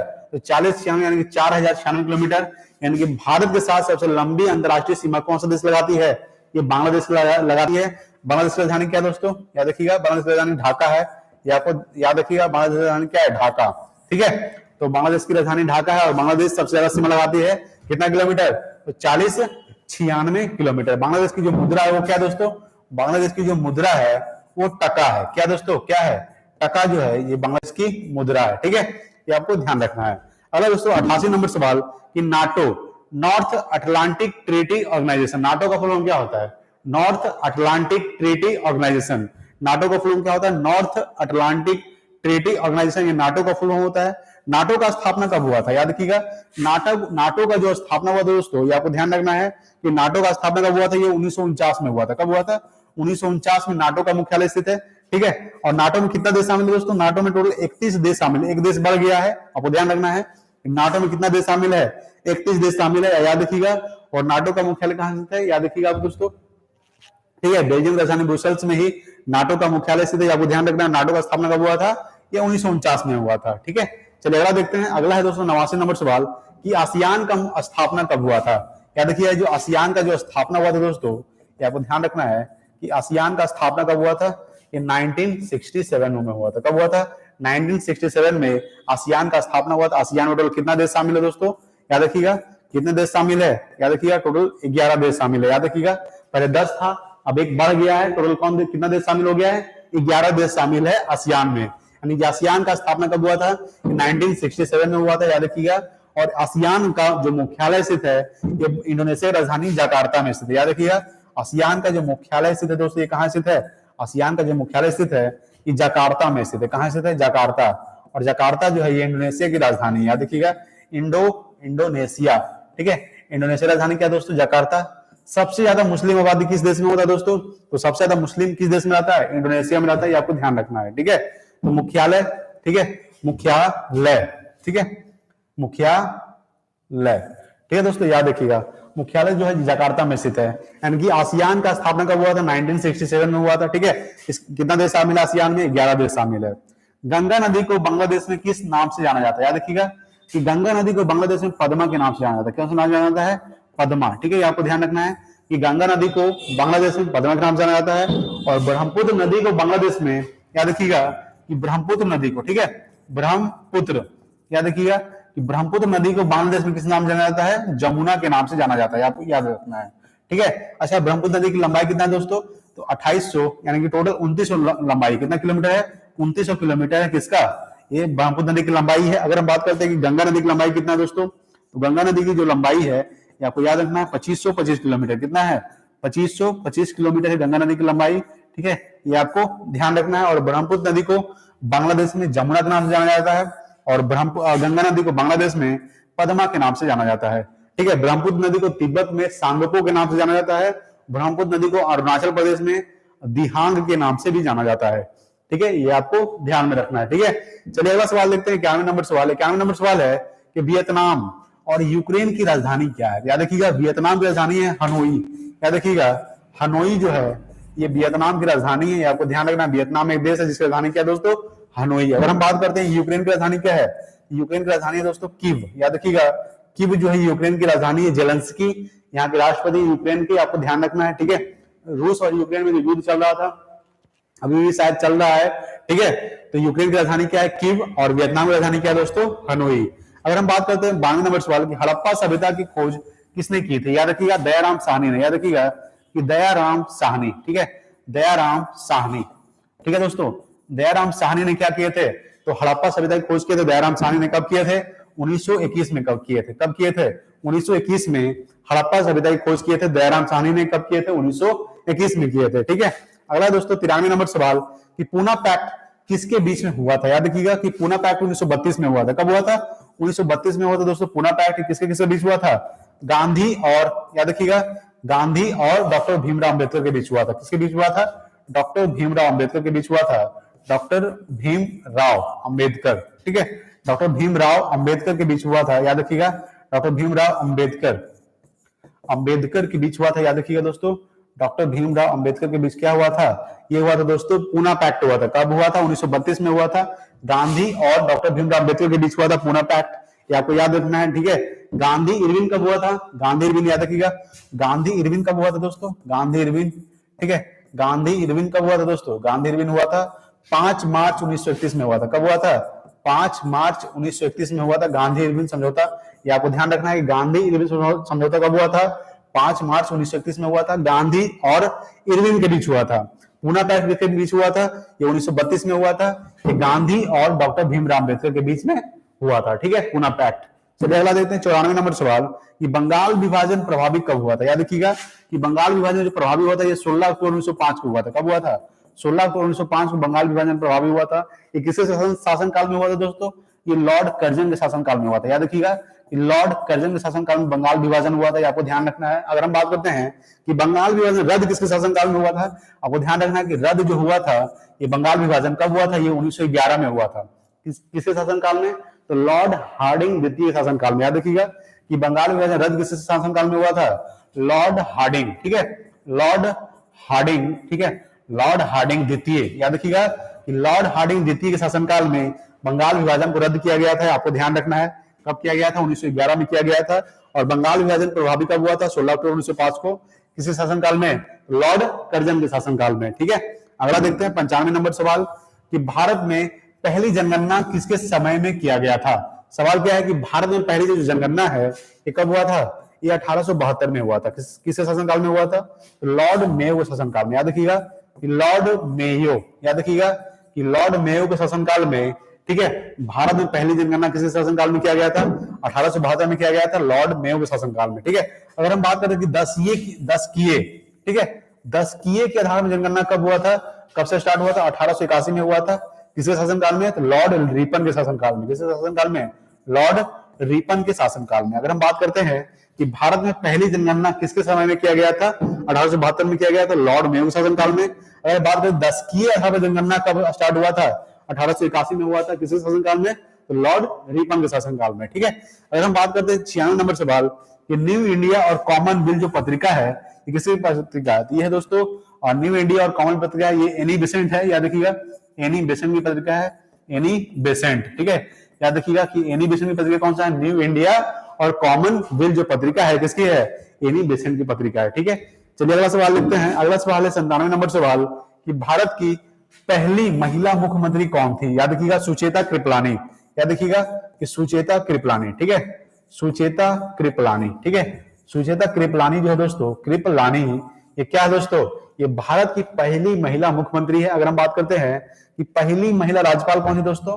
पहली महिला राज्यपाल, ठीक है, पहली महिला राज्यपाल कौन थी भारत की? यानी कि भारत की पहली महिला राज्यपाल, ठीक है। याद रखिएगा भारत की पहली महिला राज्यपाल कौन थी? याद रखिएगा सरोजिनी नायडू, ठीक है। कौन थी? सरोजिनी नायडू। याद रखिएगा कि सरोजिनी नायडू जो थी दोस्तों, सरोजिनी नायडू ये क्या थी? भारत की पहली महिला। याद रखिएगा कि भारत की पहली महिला राज्यपाल कौन थी? राज्यपाल सरोजिनी नायडू। अगर हम बात करते हैं कि भारत की पहली महिला मुख्यमंत्री कौन थी? सुचेता कृपलानी थी, ठीक है, ये आपको ध्यान रखना है। चलिए अगला सवाल देखते हैं 98 नंबर सवाल कि जनगणना किस सूची का विषय है? याद रखिएगा कि जनगणना जो है ये संघ सूची का विषय। याद रखिएगा कि जनगणना जो है किस सूची का विषय है? ये संघ सूची का विषय है जनगणना। याद रखिएगा ये देखिए संघ सूची, राज्य सूची, संवर्धित सूची, 3 सूची होता है, संघ सूची, राज्य सूची, संवर्धित सूची। ये तीनों सूची का उल्लेख किस अनुसूची में किया गया है? तो 7वीं अनुसूची में किया गया है। याद रखिएगा ये भी आपका सवाल है कि संघ सूची, ठीक है, संघ सूची, ठीक है। अगर हम बात करते हैं संघ सूची, ठीक है, उसके बाद क्या है दोस्तों? राज्य सूची, ठीक है, संघ सूची, राज्य सूची, एक होता है समवर्ती सूची। कौन सी सूची? समवर्ती सूची। ये तीनों जो सूची है इसका उल्लेख जो किया गया है ये किस अनुसूची में किया गया है? ये 7वीं अनुसूची में किया गया। याद रखिएगा किस अनुसूची में? 7वीं अनुसूची में किया गया। याद रखिएगा अनुसूची में किया गया है, संघ सूची, राज्य सूची, समवर्ती सूची। अगर हम बात करें कि जनगणना जो है ये संघ सूची का विषय है। किस सूची का विषय है? संघ सूची का। अगर हम बात करते हैं कि जनसंख्या किस सूची का विषय है? तो जनसंख्या जो दोस्तों, याद रखिएगा जनसंख्या, जनसंख्या जो है ये समवर्ती सूची का विषय है। कौन सा विषय है? समवर्ती सूची का विषय है। याद रखिएगा समवर्ती सूची का विषय है कौन? ये जनसंख्या, ये आपको ध्यान रखना है। जनसंख्या जो है संवर्ती सूची का विषय है, जनगणना संघ सूची का विषय है। ठीक है, 3 सूची होता है, संघ सूची, राज्य सूची, संवर्ती सूची, जिसका उल्लेख 7वीं अनुसूची में किया गया है। ठीक है, चलिए अगला देखते हैं। अगला 99 नंबर सवाल है कि रॉलेट एक्ट कब आया था। ये रॉलेट एक्ट को काला कानून भी कहा जाता है। क्या कहा जाता है? काला कानून कहा जाता है। आप देखिएगा, काला कानून किसे कहा जाता है? रॉलेट एक्ट को काला कानून कहा जाता है, आपको ध्यान रखना है। ठीक है, रॉलेट एक्ट कब आया था? ये 1919 में आया था। कब आया था? 1919 को। रॉलेट एक्ट को बिना दलील या फिर बिना वकील का कानून कहा जाता है, ये आपको ध्यान रखना है। ठीक है, अगला दोस्तों आज का लास्ट सवाल है 100 नंबर सवाल। 100 नंबर सवाल है कि सूरत अधिवेशन कब हुआ था। याद रखिएगा कि सूरत अधिवेशन हुआ था 1907 में। ठीक है, ये आपको ध्यान रखना है कि सूरत अधिवेशन कब हुआ था? 1907 में हुआ था। सूरत अधिवेशन के दौरान ही इसका अध्यक्षता किसने किया था? तो रास बिहारी घोष ने किया था। किसने किया था? रास बिहारी घोष। ठीक है, याद रखिएगा रास बिहारी घोष ने इसका अध्यक्षता किया था। किसका? सूरत अधिवेशन अध्यक्षता किसने किया था? रास बिहारी घोष। और सूरत अधिवेशन कब हुआ था? ये 1907 में हुआ था। अगर हम बात करते हैं कि सूरत अधिवेशन के दौरान ही नरम दल और गरम दल अलग अलग हो गए थे। ठीक है, और 1916 में लखनऊ अधिवेशन के दौरान नरम दल और गरम दल एक हो गए थे। ठीक है, अच्छा 1916 में लखनऊ अधिवेशन हुआ था, इसकी अध्यक्षता किसने किया था? तो अंबिका चरण मजमूदार। ठीक है, तो सवाल था कि सूरत अधिवेशन कब हुआ था? 1907 में। अध्यक्षता किसने किया था? रास बिहारी घोष। ठीक है दोस्तों, तो आज के लिए इतना ही रखते हैं। टोटल हम 100 सवाल डिस्कस कर चुके हैं। ठीक है, अगर वीडियो अच्छा लगा तो प्लीज लाइक कीजिएगा, शेयर कीजिए अपने दोस्तों के पास। Thanks for watching. जय हिंद, वंदे मातरम।